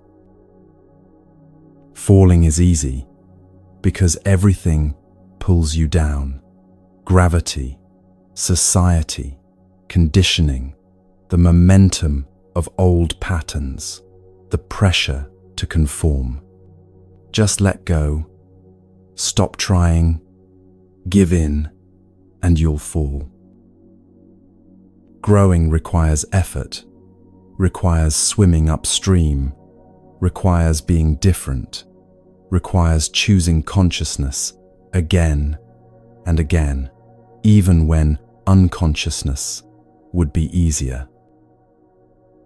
Someone chose to wake up, not in one dramatic moment, that's movie version, but in thousands of small moments, each one a choice between the old way and a new way. Chose to pause before reacting, chose to notice their thoughts rather than being carried away, chose kindness when anger arose, chose presence when distraction called. Slowly, through accumulated choices, they transformed completely. Forever in this teaching doesn't mean eternal consciousness, continuing after death. Buddha explicitly taught no permanent self exists. Anatta, non-self, is one of the three marks of existence. Forever means wisdom, once truly understood, can't be lost. You can't unknow what you've genuinely learned through practice. Nirvana is cessation of suffering in this life, not a metaphysical state after death. It's freedom from craving, from hatred, from delusion, available now, through practice, through the Eightfold Path. Everyone has Buddha nature, potential to awaken, not a gift granted by gods, not fate determined by karma from past lives, but capacity inherent in being human, developed through practice and ethical living. Consciousness is process, not thing, constantly changing, arising, and passing like everything else. No eternal self to preserve, no permanent consciousness to protect. Just this ongoing process of awareness that you can train, refine, liberate through practice. Choose growth today, one conscious choice at a time. Notice When you're reacting unconsciously, pause, breathe, choose differently. That's awakening happening right there, in that moment, in that choice. All things arise and pass away, including you, including this life, including everything you think you are. But the awakened, those who see clearly, who live consciously, who've understood suffering and its end, they awaken forever. Not because they continue eternally, but because wisdom, once realized, is indestructible.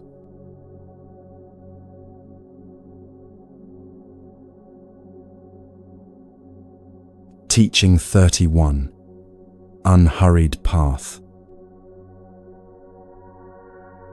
If you determine your path with force or haste, you miss the way. Force and hurry are ego's signature moves, grasping for control, demanding results, pushing and straining against reality, because reality isn't moving fast enough. The middle way shows up clearly here, not forcing, not passive, but balanced effort. Not giving up and drifting, but not bulldozing your way through either. Someone spent years rushing through life, always on to the next thing, never satisfied with where they were. They were exhausted, stressed, ironically getting less done because they were moving too fast to move well. Then something forced them to slow down.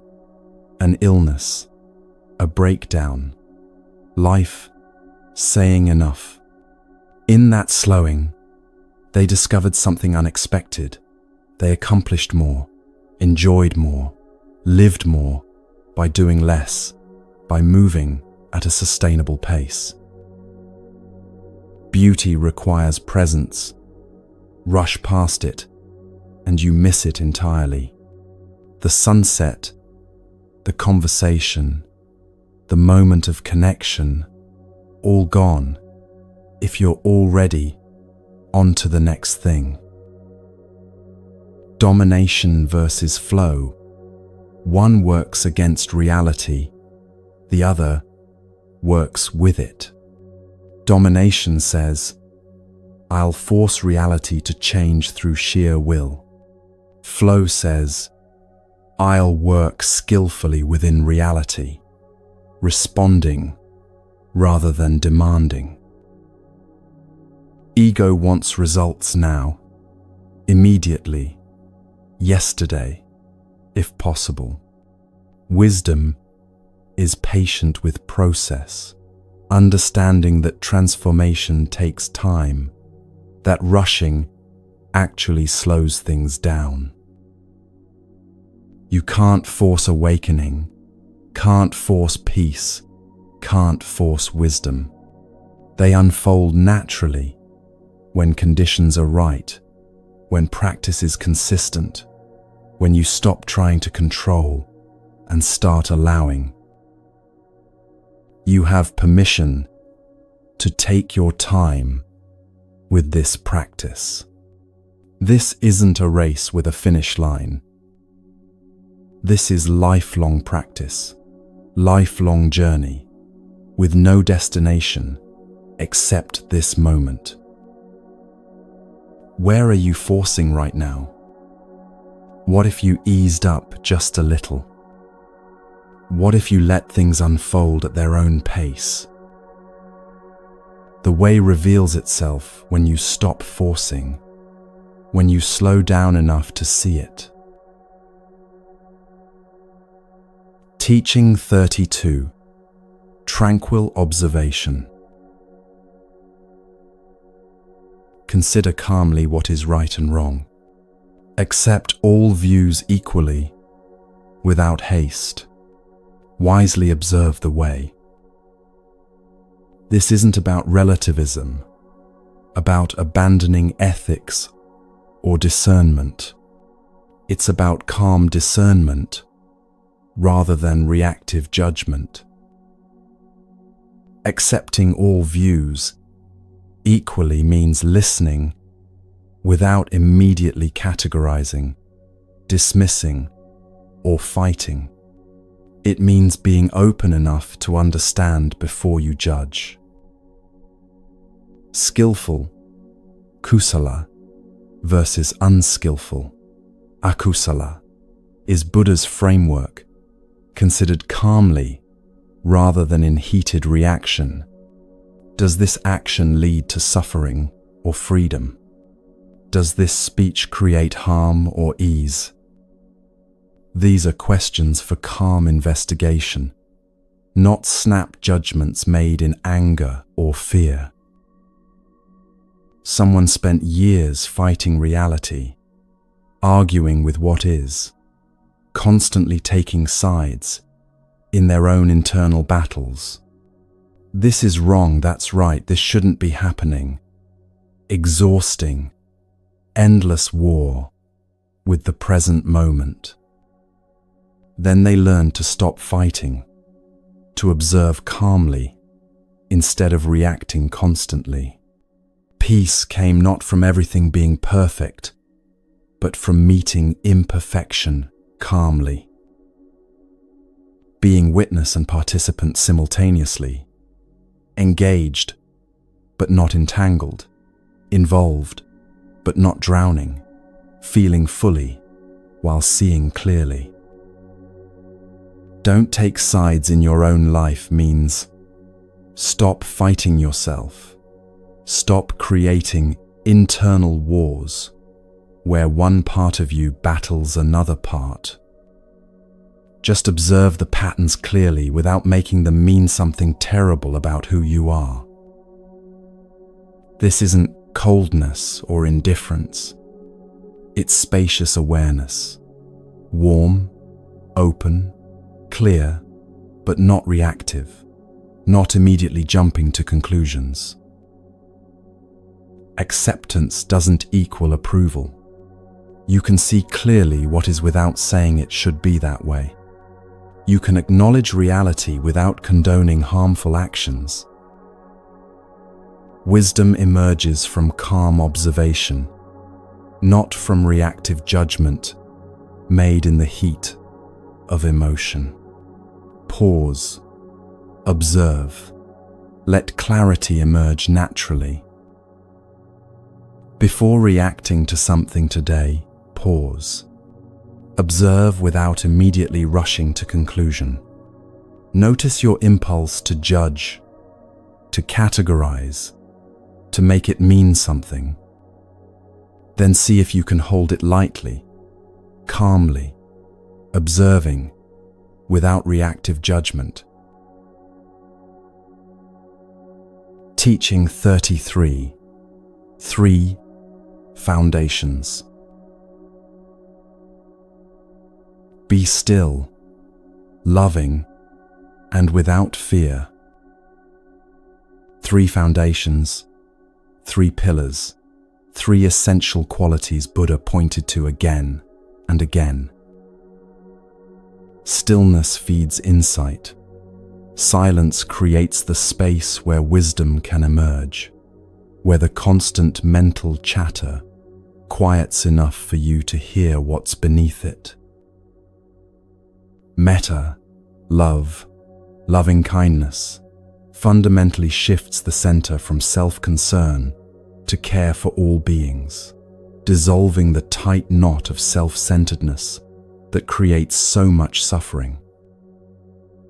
Fearlessness comes from understanding, from seeing clearly, from recognizing that fear is often rooted in misunderstanding about what's actually happening, what's actually at stake. Stillness means meditation, yes, but also moments of quiet throughout your day, spaciousness in your schedule, permission to not always be doing, producing, achieving.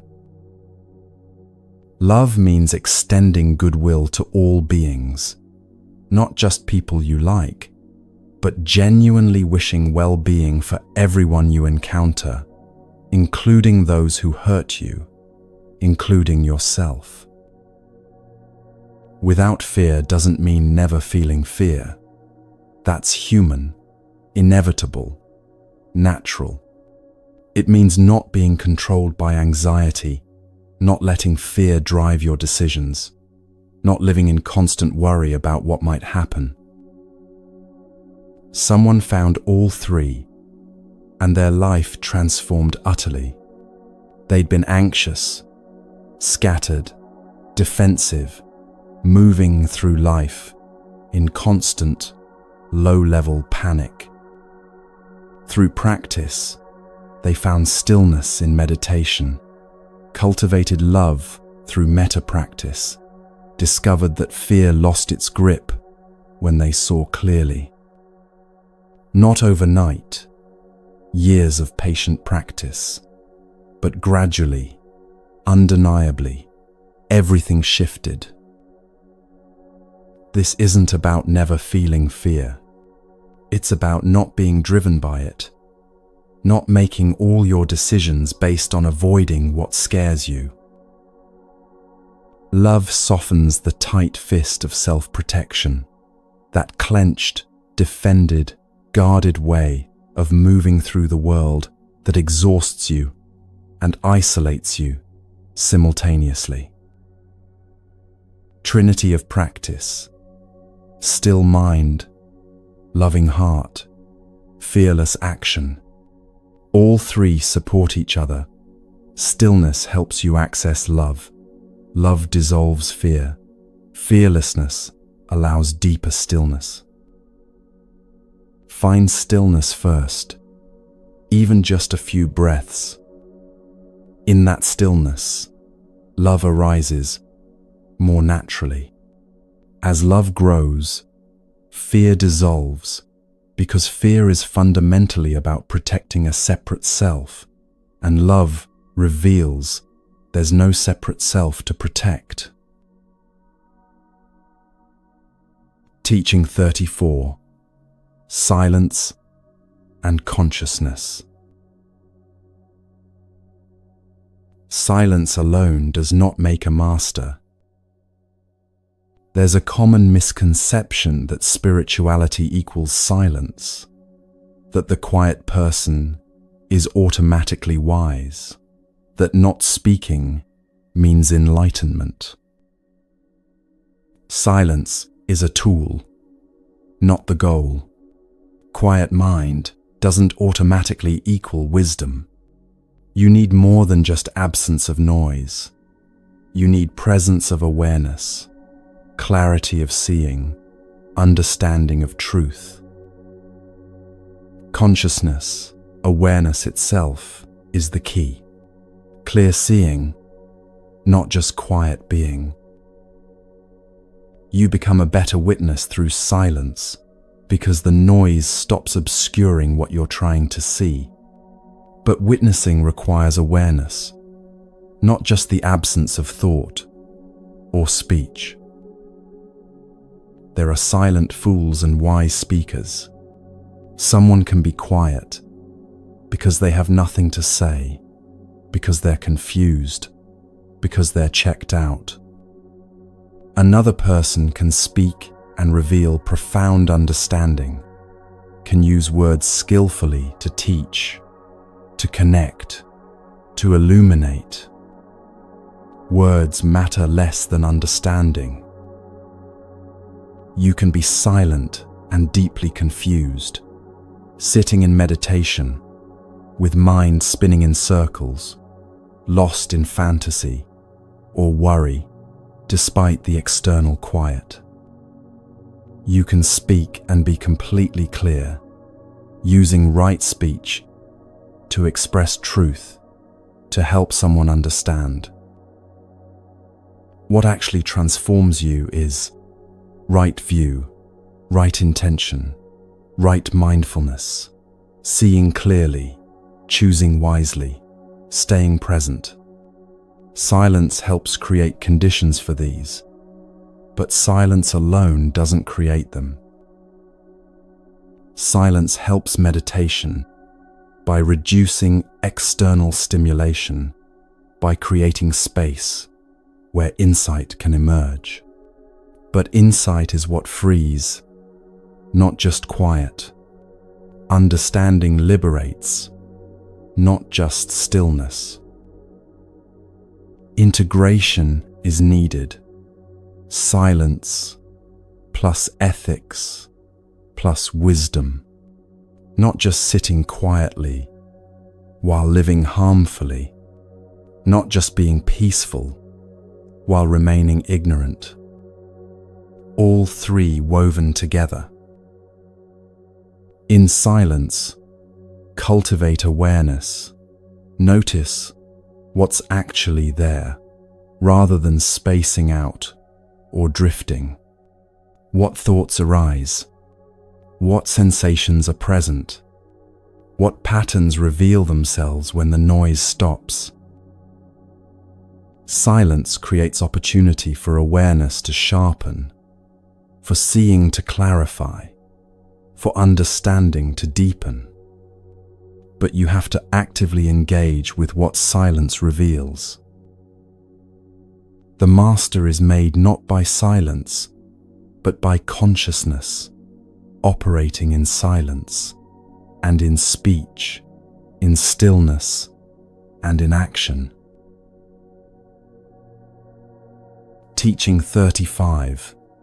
Liberation through meditation. Look within, the rising and the falling.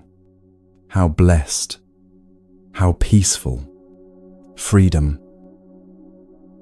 Vipassana, insight meditation, is about observing directly what's actually happening, arising and passing, appearance and disappearance, coming into being and dissolving. Descending into depths means turning attention inward, examining the actual mechanics of your experience, how sensations arise, how thoughts form, how emotions move through you. Then returning with clarity, with understanding earned through direct observation. Freedom comes through seeing impermanence directly, not just understanding it intellectually. Watching breath arise and pass, watching sensations appear and dissolve, watching thoughts form and dissipate, over and over, until you can't avoid the truth. Nothing stays, nothing is solid. Someone's first meditation breakthrough came after months of practice. Suddenly they saw it clearly, everything shifting, constantly changing, no solid self anywhere to be found, just this flow of experience, arising and passing. Terrifying and liberating simultaneously, the self they'd been defending so carefully didn't actually exist in the way they'd thought. Joy in liberation, tasting freedom from reactivity. When you see clearly that everything passes, you stop grasping so desperately, stop resisting so violently, stop identifying so completely. That brings profound relief, unexpected peace. Rising and falling, breath moving in and out, sensations appearing and disappearing, thoughts arising and passing, emotions swelling and subsiding, all of it constantly changing, nothing static, nothing permanent.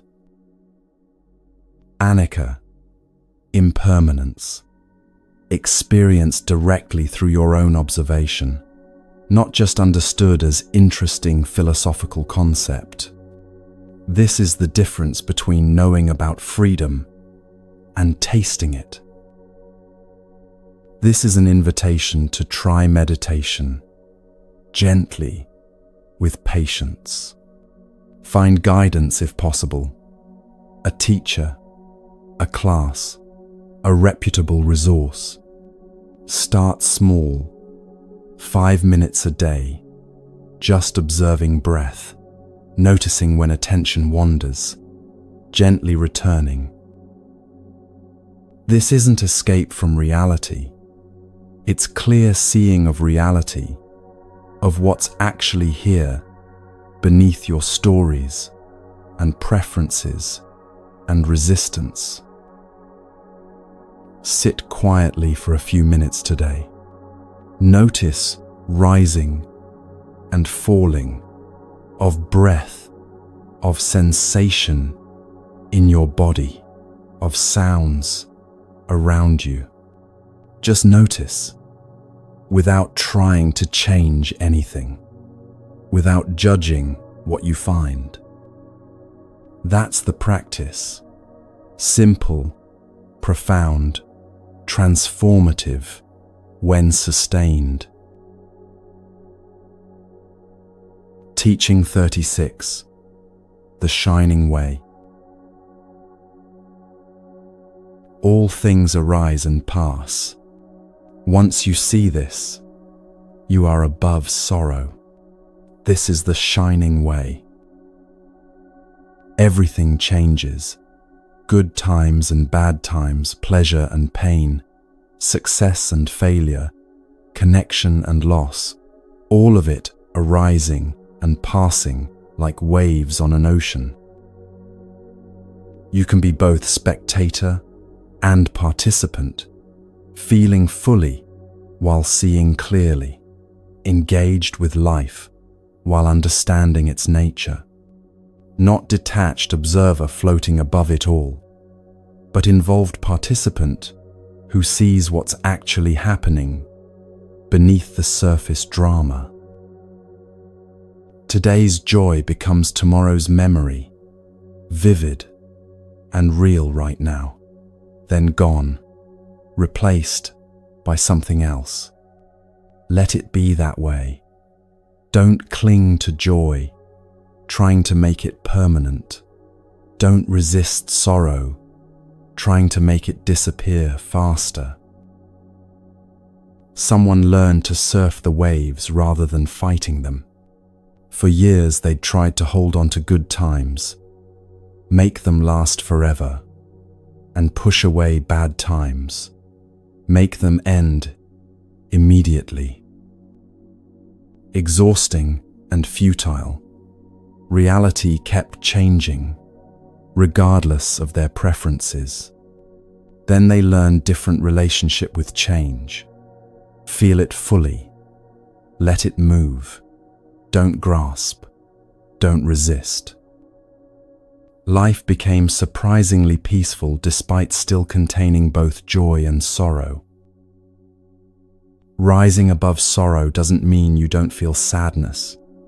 Don't grieve losses. Don't experience pain when painful things happen.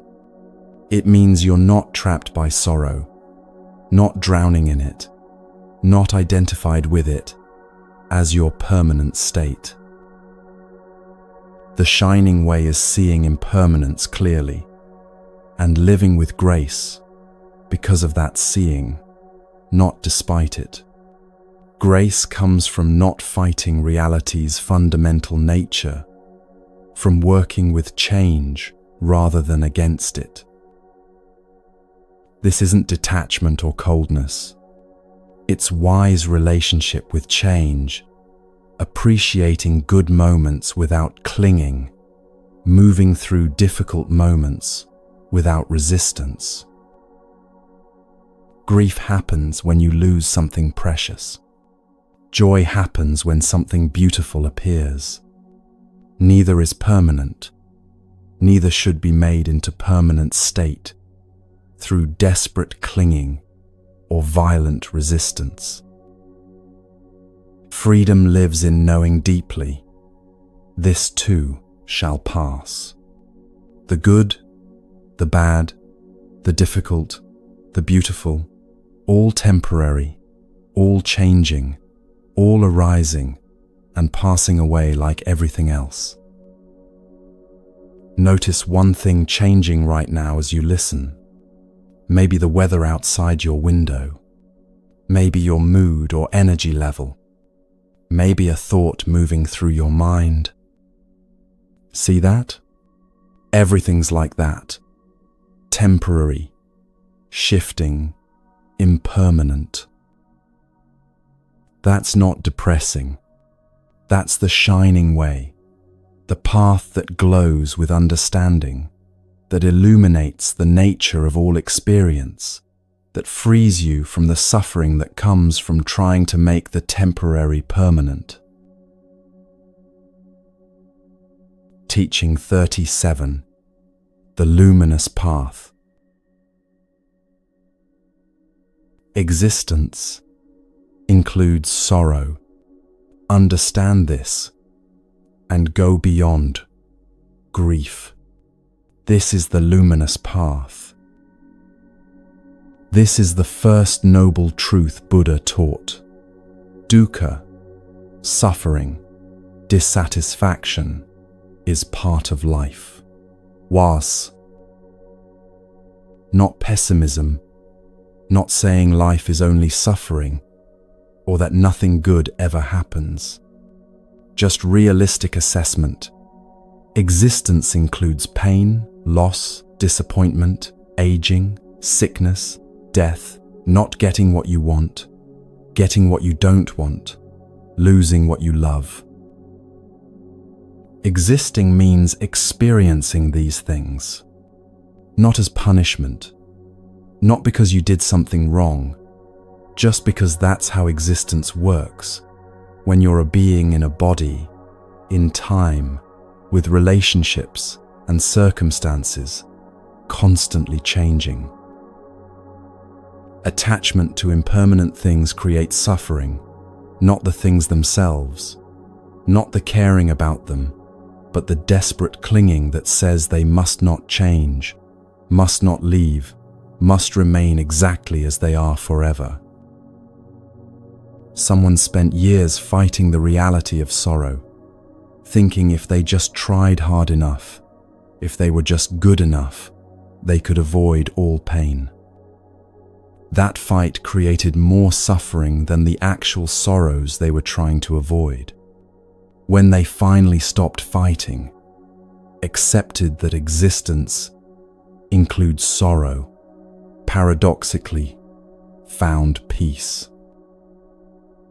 Enjoying without grasping, loving without clinging desperately. This is what Buddha taught. Be with people, love them fully, and simultaneously understand they're temporary. Everything is temporary. Nothing lasts. Simply living means being present with what is pleasant or unpleasant, wanted or unwanted, comfortable or uncomfortable, without the extra layer of suffering that comes from demanding reality be different. Beyond grief doesn't mean no sadness ever arises. It means you're not trapped by sadness, not defined by it, not convinced it's permanent or that something's wrong because you feel it. Understanding suffering's cause illuminates the path out, not by avoiding all pain, impossible while alive, but by stopping the extra suffering created by clinging, by resistance, by demanding that temporary things be permanent. When suffering arises today, try naming it. This is dukkha. Just that simple recognition. This is the suffering Buddha talked about. This is part of existence. This is normal, not abnormal, can reduce its power significantly. The luminous path glows with this understanding. Existence includes sorrow, and you can be at peace with that. You can move through it without being destroyed by it. You can accept it as part of the package without letting it consume you. Teaching 38. Master your words. Master your words. Right speech is the third step of the Eightfold Path. True, kind, useful, timely. Before speaking, check all four. If it meets the criteria, speak. If not, silence might be wiser. Your mind is full of words, constantly chattering, commenting, narrating, judging, planning, mostly unnecessary, mostly just noise, creating more noise. Words have enormous power to heal or harm, to create connection or division, to illuminate or confuse. You know this from your own experience. One kind word changed your day. One cruel word haunted you for years. Be concrete, telegraphic. When you speak, say what's actually needed, not everything that could be said. Someone learned to speak less and found they communicated more effectively. For years they'd filled every silence, explained everything multiple times, talked when nervous or uncomfortable. Then they practiced pausing, listening, speaking only when they had something worth saying. Relationships improved. People listened more carefully. Their words carried more weight. Silence is often more powerful than speech. The pause before responding, the space that lets someone else's words land, the restraint that chooses not to add to noise when noise isn't needed. Words create karma, create consequences, ripple outward in ways you can't fully track or control. Harsh words create suffering that spreads like ripples on water. Kind words create ease that spreads the same way. Practice restraint. Think before speaking. Pause before reacting. Consider whether words will help or harm before releasing them into the world. This isn't about suppression, about never expressing yourself, about becoming silent and passive. It's about intention, speaking when speech serves, being silent when silence serves, choosing consciously rather than reacting automatically. Before speaking today, pause for just one breath. Ask, is this necessary? Is it true? Is it kind? Is it useful? Is this the right time? If yes to all, speak clearly.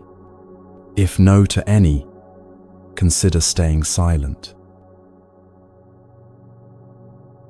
Teaching 39. Master your thoughts. Master your thoughts. Thoughts are chaotic by nature, coming and going without particular order, arising from causes you didn't choose, moving through your mind like clouds moving through sky.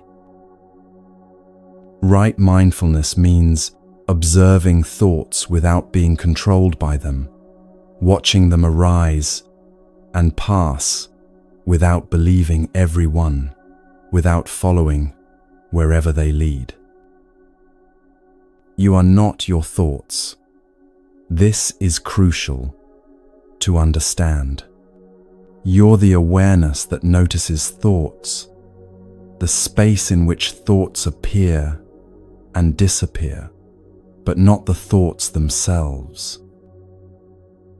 Learning to disconnect from thought stream is a meditation skill that develops through practice. At first, You're caught in every thought, carried away constantly. Gradually, you learn to observe thoughts without being swept away by them. Someone was trapped by anxious thoughts for years, spiraling worries about future disasters, repetitive fears about what might go wrong, constant mental rehearsal of worst-case scenarios. Exhausting, frightening, inescapable, until they learn to observe thoughts rather than believe them automatically. The thoughts still arose. That's what minds do, but they stopped being in charge, stopped determining mood and behavior, stopped feeling like absolute truth. Thoughts are conditioned and impersonal, arising from causes, your history, your biology, your current state, circumstances around you. They're not messages from your deepest self, not always true, not commands to be obeyed. Vipassana, insight meditation, includes seeing thoughts arise and pass, watching the process without identifying with content, recognizing there's no solid thinker behind thoughts, just thinking, happening. Meditation teaches you to let thoughts arise and pass, without feeding them attention and energy that keeps them going.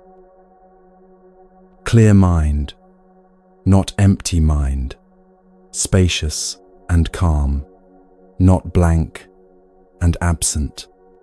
Thoughts still arise, but they don't clutter everything, don't consume all available attention, don't control your state.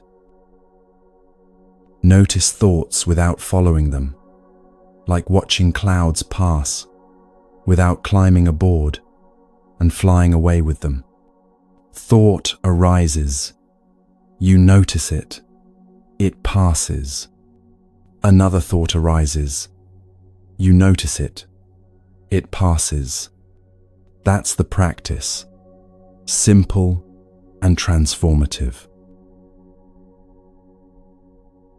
Teaching 40, Death's Lesson.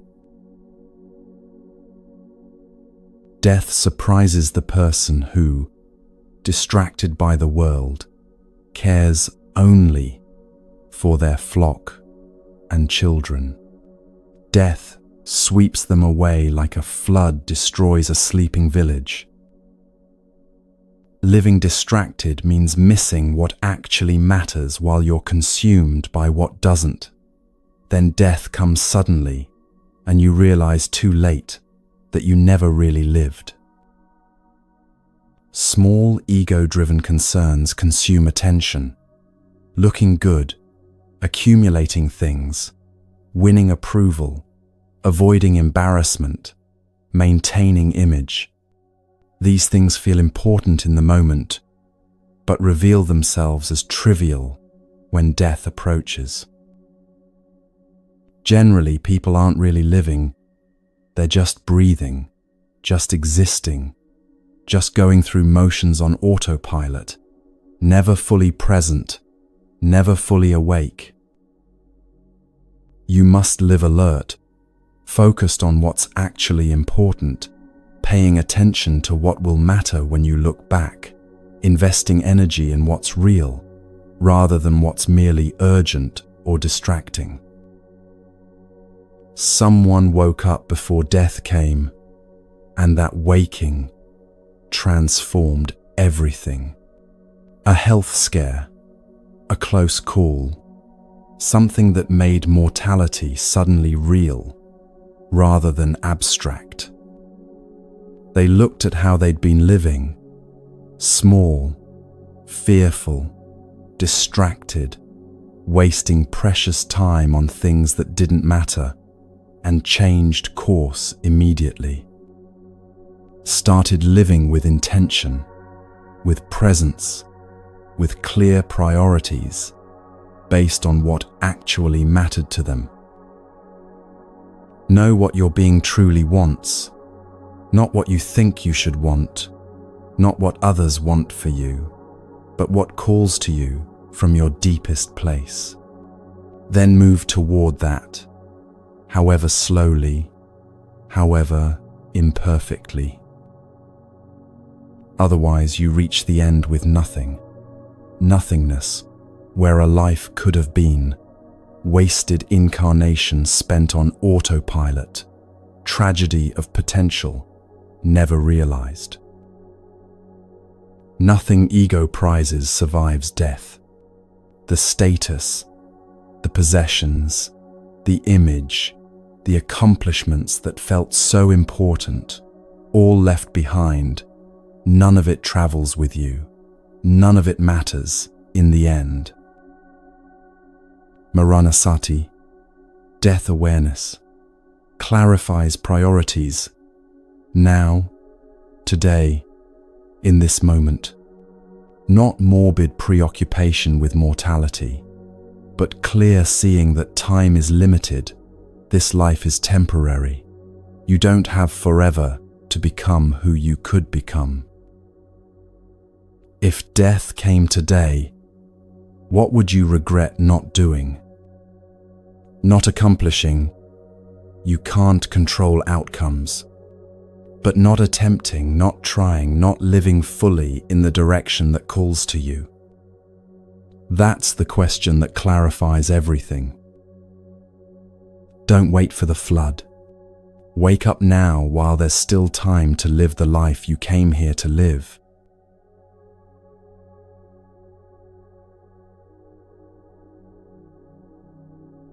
Teaching 41.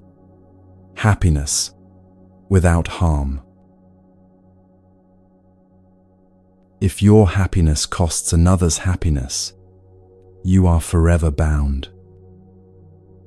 True happiness doesn't harm anyone. Possession does.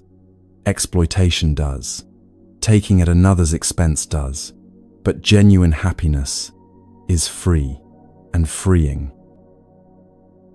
Everything taken at another's expense is tainted, carries the weight of that harm, can never bring real peace, no matter how much pleasure it provides temporarily. Someone spent years chasing happiness through acquisition, through outdoing others, through winning at games where someone else had to lose.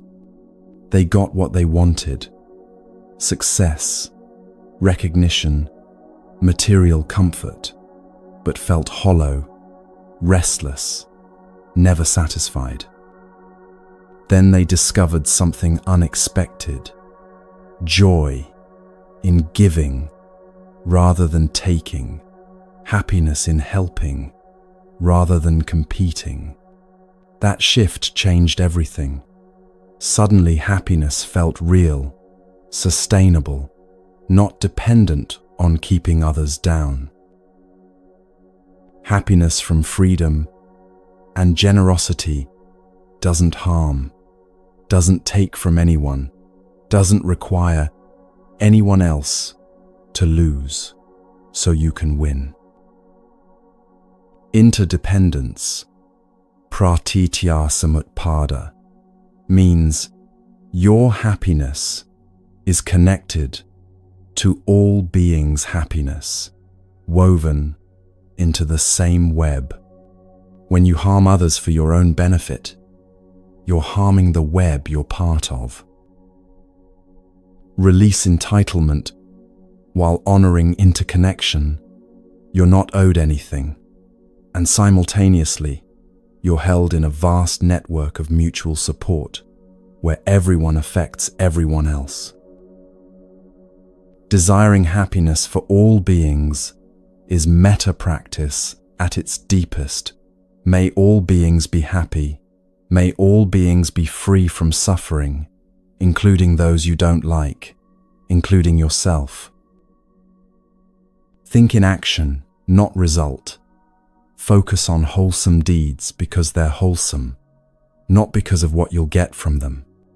That's detachment from fruits of action. Does your happiness harm anyone? Really look at this honestly. If yes, adjust accordingly. Find happiness that doesn't require anyone else's unhappiness. Teaching 42. The Exhausted Traveler. How long the road for the weary traveler, wandering through many lives. Let them rest. Do not let them suffer or fall into misery. You're living many lives simultaneously. Your own life, plus the lives others expect you to live, the roles you're playing, the masks you're wearing. Exhaustion comes from not being yourself, from constant performance, from living fractured across multiple identities instead of unified in one authentic being. Someone spent decades living others' lives, what their parents wanted, what their partner expected, what society demanded. Never asked what they actually wanted, never listened to their own deepest knowing. They were exhausted constantly, depressed, feeling like a stranger in their own life. Then they stopped, came home to themselves, started living authentically, even though it meant disappointing people. The relief was immense, finally being themselves. Rest comes from authenticity, from being who you truly are, rather than who you think you should be or who others want you to be. Happiness can't flourish in depletion. You need rest, need space, need to stop carrying burdens that aren't yours, stop living lives that aren't yours. Self-compassion is essential here. Treat yourself with the kindness you'd give someone you love. Whether you believe in many lifetimes or one life lived fractured, either way, the teaching is the same. Rest, be yourself, stop performing. You have permission to stop carrying others' burdens, to put down expectations that are crushing you, to live your actual life instead of the life others scripted for you. What would rest look like today? Not just physical rest, but deep rest. The rest that comes from being authentic, from not performing. Give yourself that. Teaching 43. Sacred Sitting. Zazen means sitting, doing nothing. In Zen tradition, Zazen is seated meditation in its purest form, simply sitting with no agenda, no goal, no trying to achieve anything or get anywhere. The paradox runs deep. Doing nothing accomplishes everything. All that striving, all that effort to become something, set it down. Just sit. Someone discovered paradise within, not by seeking it frantically, but by sitting still long enough for it to reveal itself. Years of spiritual seeking, jumping from practice to practice, teacher to teacher, always looking for the next thing that would finally bring peace. Then they just sat. No expectations, no agenda, just sitting. And in that stillness, everything they'd been seeking was already there, had always been there, waiting beneath the noise of constant effort. Relaxed, working on your own being through internal cultivation rather than external achievement. This is the work that actually transforms. Not about achieving enlightenment, not about becoming someone special. It's about being fully, completely, without agenda or goal.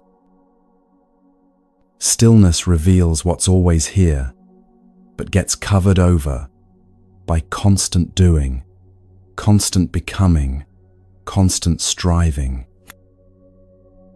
You have permission to stop doing, start being, stop producing, stop achieving, stop performing.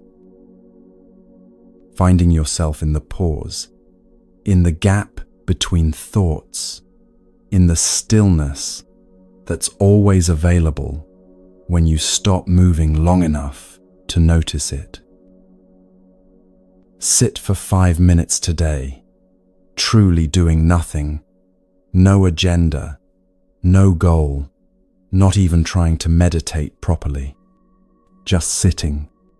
Notice what arises. Teaching 44. Wholehearted action.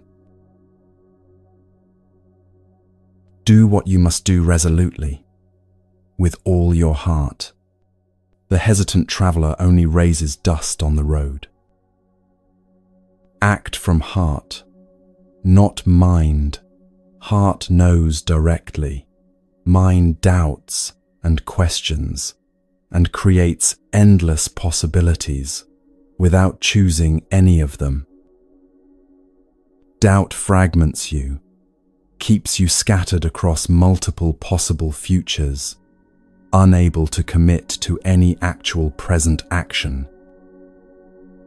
Someone lived in hesitation for years, paralyzed by endless analysis, unable to commit to any direction, because what if it was wrong?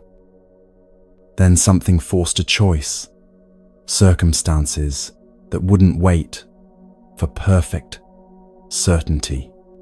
They chose, committed fully, moved forward wholeheartedly, even without guarantees. Life changed not because the choice was perfect, but because wholehearted commitment creates clarity, creates momentum. Right intention, the second step of the Eightfold Path, means wholehearted motivation, complete commitment, not hedging bets or keeping escape routes open. Mind creates many paths, analyzes endlessly, sees all possibilities. Heart chooses one and walks it fully, without constant second-guessing. Hesitation creates chaos. The dust you're raising obscures the path for yourself and everyone around you. Commitment creates clarity. You can see where you're going because you're actually moving. This isn't about never questioning, never reconsidering. It's about acting when it's time to act, committing when commitment is called for. Trust your deepest knowing, not your fears, not your surface preferences, but that quiet certainty that lives beneath all the noise. Then follow through, fully, completely, wholeheartedly. Heart unifies, mind divides. Heart says yes and moves forward.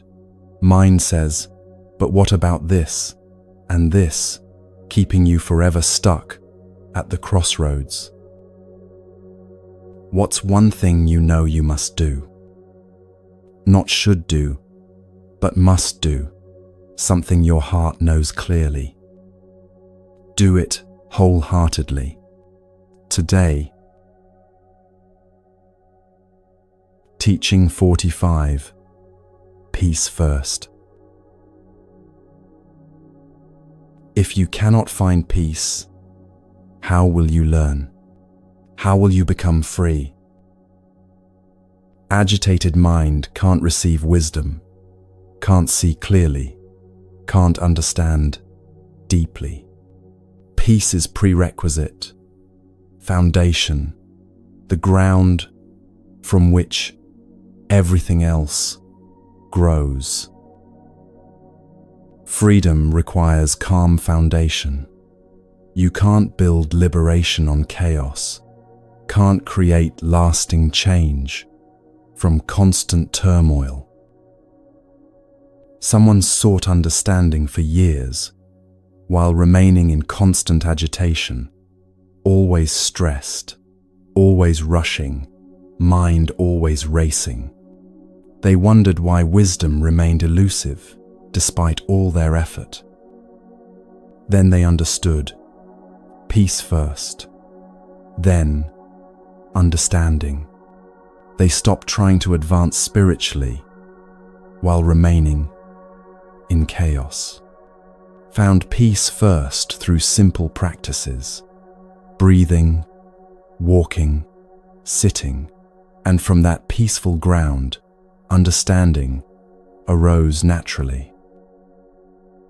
Trying to advance while disturbed is like trying to walk rocky cliffs while anxious. You'll fall, or at minimum, you'll make no progress. Peace as prerequisite for growth, samadhi, concentration, and calm comes before panna, wisdom. Not that you perfect peace before attempting anything else, but you need some foundation of stability. Face life and reality in peace, not avoidance, not pretending problems don't exist, but groundedness that allows you to meet difficulty without being overwhelmed. Make peace with past, present, then move forward. You can't transcend what you're still fighting. Inquietude blocks everything. Anxiety, restlessness, constant agitation create walls that wisdom can't penetrate. Stillness opens doors. How can you find more peace today? Not perfect peace, but just a little more peace than you have right now. Start there. Teaching 46. The true path. Observe what is. Observe what is not. Follow the true way. Reality versus appearance. See what's actually here, not what seems to be here, not what you wish was here. Don't follow others' interpretations, others' maps, others' descriptions of territory you need to explore yourself. See directly with your own eyes, your own experience. Someone spent years believing narratives they'd been told about themselves, about life, about what's possible and what isn't. Never questioned whether these stories were actually true, just accepted them as reality. Then they started looking directly, seeing for themselves, testing every belief against actual experience. So much fell away. So much of what they'd believed was true was just stories, just interpretations, just conditioning. Walking false path means following others' directions to their destination, not yours. They're telling you where they went, what worked for them, valuable information, but not your path. True path is yours, where you need to go, what you need to learn, how you need to grow. Nobody else can walk it for you. Right view requires direct seeing, not seeing through filters of belief, expectation, fear, hope, conditioning, just seeing what's actually here. Reality is what is, not what seems or what we're told or what we'd prefer. Identifying truth beneath illusion, that's the work. Clear seeing leads to right action naturally. When you see what's actually happening, what's actually needed, right action becomes obvious. Question everything today, not with paranoid suspicion, but with genuine curiosity. What do you actually know versus what do you just believe? Where's the difference between reality and interpretation? Teaching 47, Sweet Struggle. It is sweet to live earnestly and to be master of yourself. Living versus watching life, active participation versus passive observation, being in it versus hovering above it. Earning experiences through actual living, not shortcuts, not second-hand knowledge, not watching others live while you remain safe on the sidelines. Hard-won victory is sweeter than easy arrival.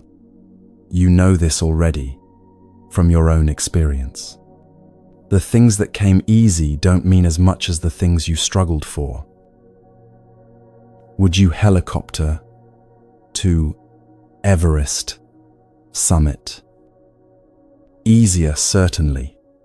Faster, definitely. But would it mean anything? The struggle is where the meaning lives, where the transformation happens. Life must be lived, not observed from safe distance, not theorized about, not studied second-hand, while avoiding actual experience. Right livelihood plus right effort equals engaged, living, ethical work, done with appropriate energy, participating fully in your own life. Ownership of your life, yours to create, yours to shape, yours to live fully or waste completely. That choice is yours. That responsibility is yours. That freedom is yours.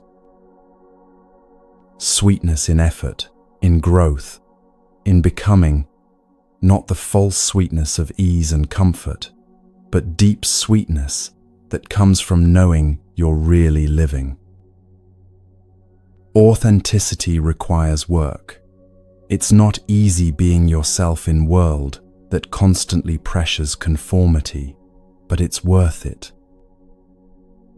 What are you avoiding that you should be living? Where are you watching instead of participating? Where are you playing it safe instead of engaging fully? Teaching 48, Dual Sweetness. Wisdom is sweet, and so is freedom. Both necessary, both valuable, both supporting each other. Wisdom without freedom is just knowledge that doesn't liberate. Freedom without wisdom is just chaos that doesn't last. Don't waste time on non-essentials, on questions that don't reduce suffering, on speculation that doesn't lead anywhere useful. Focus on liberation, what actually frees you. Someone spent years debating metaphysical questions. What happens after death? Whether God exists? What consciousness really is? Interesting intellectually, endless, fascinating, but not liberating. They were still suffering, still anxious, still trapped in same patterns, despite all that philosophical sophistication.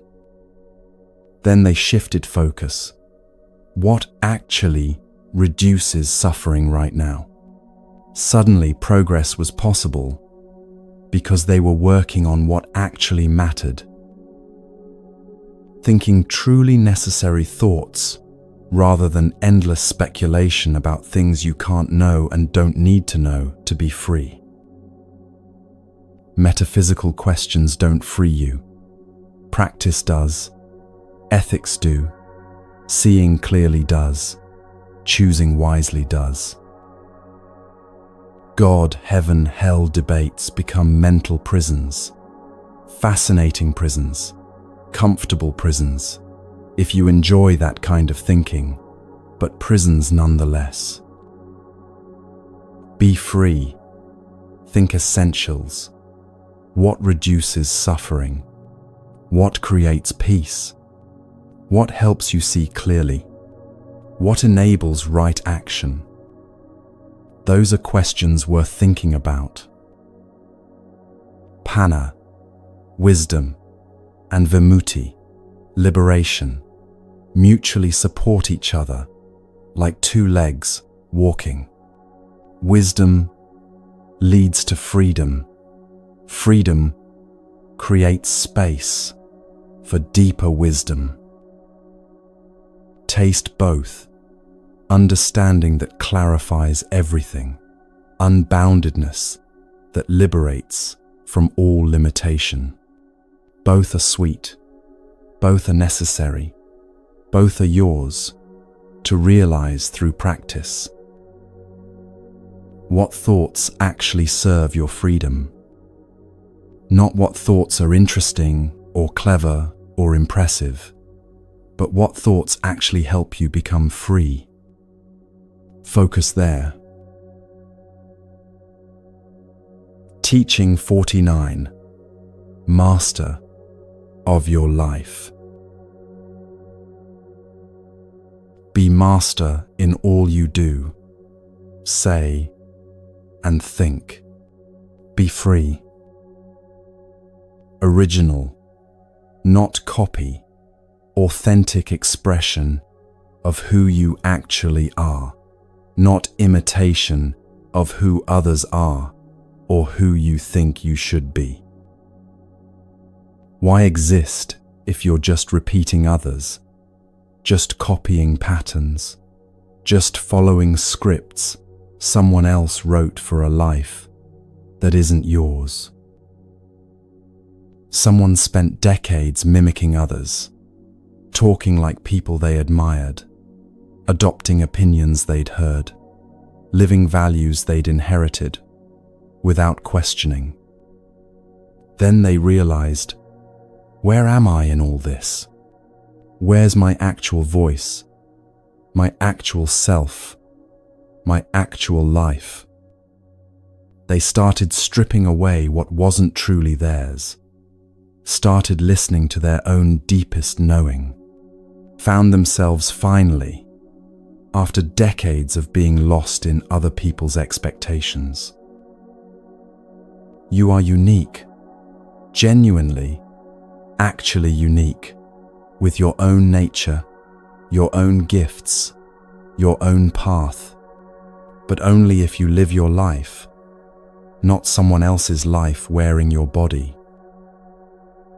Where's your uniqueness if you only repeat what others say, think what others think, do what others do?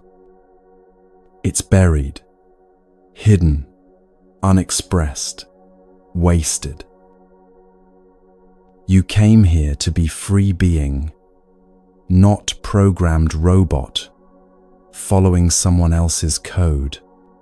You came here to discover your own nature, walk your own path. Right view, right intention, right action, all authentically yours, not borrowed from books or teachers, but discovered through your own practice, your own living. not rebellion for its own sake, not being different just to be different. Authenticity, being who you actually are, living how you're actually called to live. Freedom lives in being genuinely yourself, not the self-ego constructed, not the self society demands, but the self that's actually here beneath all conditioning. Where are you just repeating? Where are you copying instead of creating? Where's the real you waiting to emerge? Teaching 50, the spider's web. O slave of desire, float with the current. Spider, cling to your web, or else abandon your sorrows on the way. You can abandon possessions, can leave behind relationships and locations and careers, but you can't abandon sorrows because they're internal, they're you. You are your suffering in a very real sense, identified with pain, defined by wounds, attached to narratives of victimhood that feel like your very identity. Someone realized they were clinging to suffering more tightly than they'd ever clung to happiness. Their pain had become familiar, comfortable in its way, part of how they understood themselves. Then they saw, I'm choosing this. I'm holding on to this. I could let go, but I'm not letting go. That seeing was shocking and liberating. If they were choosing suffering, they could choose differently. Why attach to pain? Do you enjoy suffering? Are you here to suffer or be happy? These aren't rhetorical questions. Answer them honestly. Strange attachment we have to our pain. It's familiar. It's what we know. It defines us in ways we're reluctant to release, even though it hurts. Upadana, clinging, operates even with negative states, even with suffering itself. We cling to our sorrows, our resentments, our victimhood, because letting go means becoming someone we don't know. But you can let go. Suffering is not your identity, not who you actually are beneath the pain. Freedom lives in releasing what you think you are, the stories, the wounds, the pain, and discovering what you actually are beneath all that. What suffering are you clinging to? What pain have you made into your identity? What sorrow could you actually release if you were willing? Can you release it? Not all at once, not perfectly, but just a little bit. Teaching 51, peaceful acceptance. To preserve your peace, don't reject what's given, nor reach for what's given to others. The world owes you nothing. This is hard truth, uncomfortable truth, but liberating truth when you really understand it. And simultaneously, you're supported by vast web of interconnection. Everything you've done for yourself ultimately, for your own growth, your own learning, not for external reward, even when you told yourself you were sacrificing for others. Someone spent years feeling resentful, convinced they'd sacrificed so much for others who didn't appreciate it. Then they understood, nobody asked me to sacrifice. I chose it. I did it for my own reasons. That understanding freed them completely from resentment. Others didn't owe them anything because others never asked for the sacrifices in the first place. Didn't sacrifice for others' gratitude. Did it for own growth, own learning, own evolution, whether you knew that at the time or not. Nobody asked for your sacrifices specifically.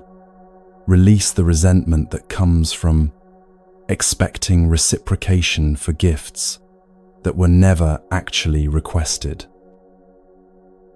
But here's the balance Buddha taught. Also recognize deep interdependence, the truth that we are connected, that we do affect each other. Balance between two truths, not entitled to anything from anyone, yet held in web of mutual support, where everyone helps everyone else simply by existing. Don't compare what you have with what others have. Comparison is suffering's engine, never satisfied, always finding something lacking. Don't grasp for what others possess. Let them have their gifts, their path, their life. Be content with yours. Ego and ignorance create expectation, believing you're owed something, believing others should behave certain ways. Wisdom releases expectation, seeing clearly what is, accepting it, working skillfully within it. What are you expecting from others? What gratitude, what reciprocation are you waiting for? Let it go. Teaching 52. Still reflection. Quiet your mind. Reflect. Observe. Quieting reveals truth that noise obscures. Stillness creates conditions where you can see clearly, where patterns become visible. Being witness to your own life, observer of patterns, watcher of habits, noticer of what's actually happening versus what you tell yourself is happening. Someone who spent years in constant motion suddenly stopped. Illness forced it. Circumstance demanded it. In that stillness, everything became clear. Patterns they'd been repeating for decades became visible for first time. Truths they'd been avoiding became undeniable. Changes they needed to make became obvious. All because they finally stopped moving long enough to see. Flowers opening, beauty revealed in stillness that's invisible in chaos. Patterns emerging in quiet that are obscured in noise. Stay still, be witness, just observe, without immediately reacting, without immediately fixing, without immediately judging what you see. Just see it. Vipassana, insight meditation, arises from calm observation, from sustained attention to what's actually happening in your experience, moment by moment. Samadhi, concentration, calm, creates conditions for wisdom to emerge, for panna to develop, for understanding to arise naturally without force. Not universe acting on your behalf magically, your own insight emerging through practice, through sustained attention, through willingness to look clearly. Stillness as foundation, then clarity comes, then understanding emerges, then wisdom develops, then transformation becomes possible. Be completely still for 5 minutes today, not meditating properly, not trying to achieve anything, just still. What's revealed? What becomes visible that's invisible in motion? Teaching 53, the single word, samasati. Everything significant is contained in one word, samasati. Samasati, right mindfulness, is the 7th step of the Eightfold Path, and, in many ways, it's the heart of everything Buddha taught. Not choosing yourself in individualistic sense, not elevating ego, but continuous, clear awareness, being awake, being present, seeing what's actually happening without filters or distortion. Buddha was human, not God, teacher, not savior, guide, not deity, someone who found a path and shared it, not someone claiming special divine status. Thousands of Buddhas throughout history, known and unknown, anyone who awakens fully deserves that title. Anyone who sees clearly, who lives consciously, who's free from the 3 poisons of greed, hatred, and delusion. Anyone who discovers their own life and follows it authentically, who renounces obedience to conditioning and chooses authentic being, who sees through ego's illusions, potential Buddha, potential awakened one. Nobody elected them Buddha. Nobody ordained them. Nobody gave them permission. They chose themselves through practice, through sustained effort, through willingness to see clearly, even when seeing was difficult. Samasati means present moment awareness, continuous and clear, not blank mind empty of everything, but awake mind, seeing directly without conceptual overlay, without constant mental commentary, without reactive judgment. Not empty mind, but awake mind, present, clear, aware, responsive, seeing what's actually here rather than lost in thoughts about what's here. Foundation of all practice. Everything flows from mindfulness. Everything depends on being present. Everything requires seeing clearly what's actually happening. Watching breath, watching body sensations, watching mind's movements, watching phenomena arise and pass, all with clear awareness, all with sustained attention, all with non-reactive presence. Someone cultivated samasati consistently for years, not perfectly, not without lapses, but persistently returning to awareness again and again. Their life transformed completely, not through dramatic interventions, but through sustained attention, through continuous mindfulness. Being present more and more often, until presence became natural, until awareness became default rather than exception. Choose to wake up. That's the first step, the essential step, the step everything else depends on. Walk the path. That's the sustained effort, the daily practice, the repeated returning to presence. Arrive at freedom. That's what happens naturally when you choose and walk consistently enough. Buddha left a method, not a religion, the Eightfold Path of ethical conduct, mental discipline, and wisdom. all synthesized in samasati, mindful awareness of everything. You have Buddha nature, potential to awaken that exists in every human being, not as gift granted by gods, but as capacity inherent in being conscious. Must walk path yourself. Nobody can do it for you. Nobody can awaken on your behalf.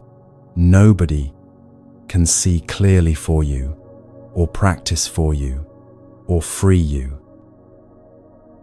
That's sammasati, choosing awareness, walking consciously, arriving at peace.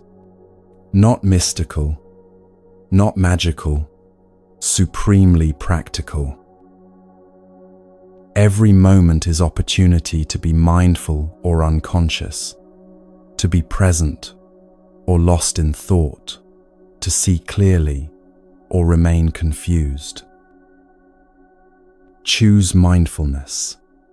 That's the entire teaching in 3 words.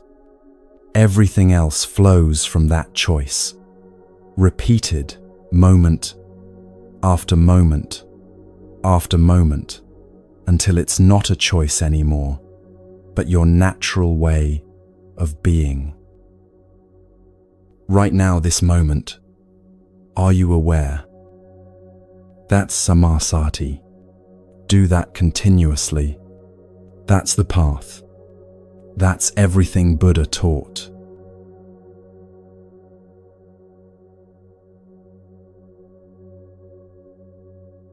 You've received 53 seeds of wisdom. They'll grow in their own time. No pressure to remember everything. One teaching truly absorbed is enough. The Noble Eightfold Path is your complete practice. Right view, right intention, right speech, right action, right livelihood, right effort, right mindfulness, right concentration. All working together, supporting each other, creating conditions for freedom. Metta practice transforms the heart. May I be safe, happy, healthy, at ease. Extend that to loved ones, then neutral people, then difficult people, finally to all beings everywhere. 5 minutes daily changes everything. Buddha established Sangha, community, as one of the 3 jewels. Practice alone strengthens. Practice with others sustains. Find local groups, online communities, or simply know, right now, millions are practicing with you. You have Buddha nature, potential to awaken that exists in everyone. Not about becoming someone else, but uncovering what's always been here.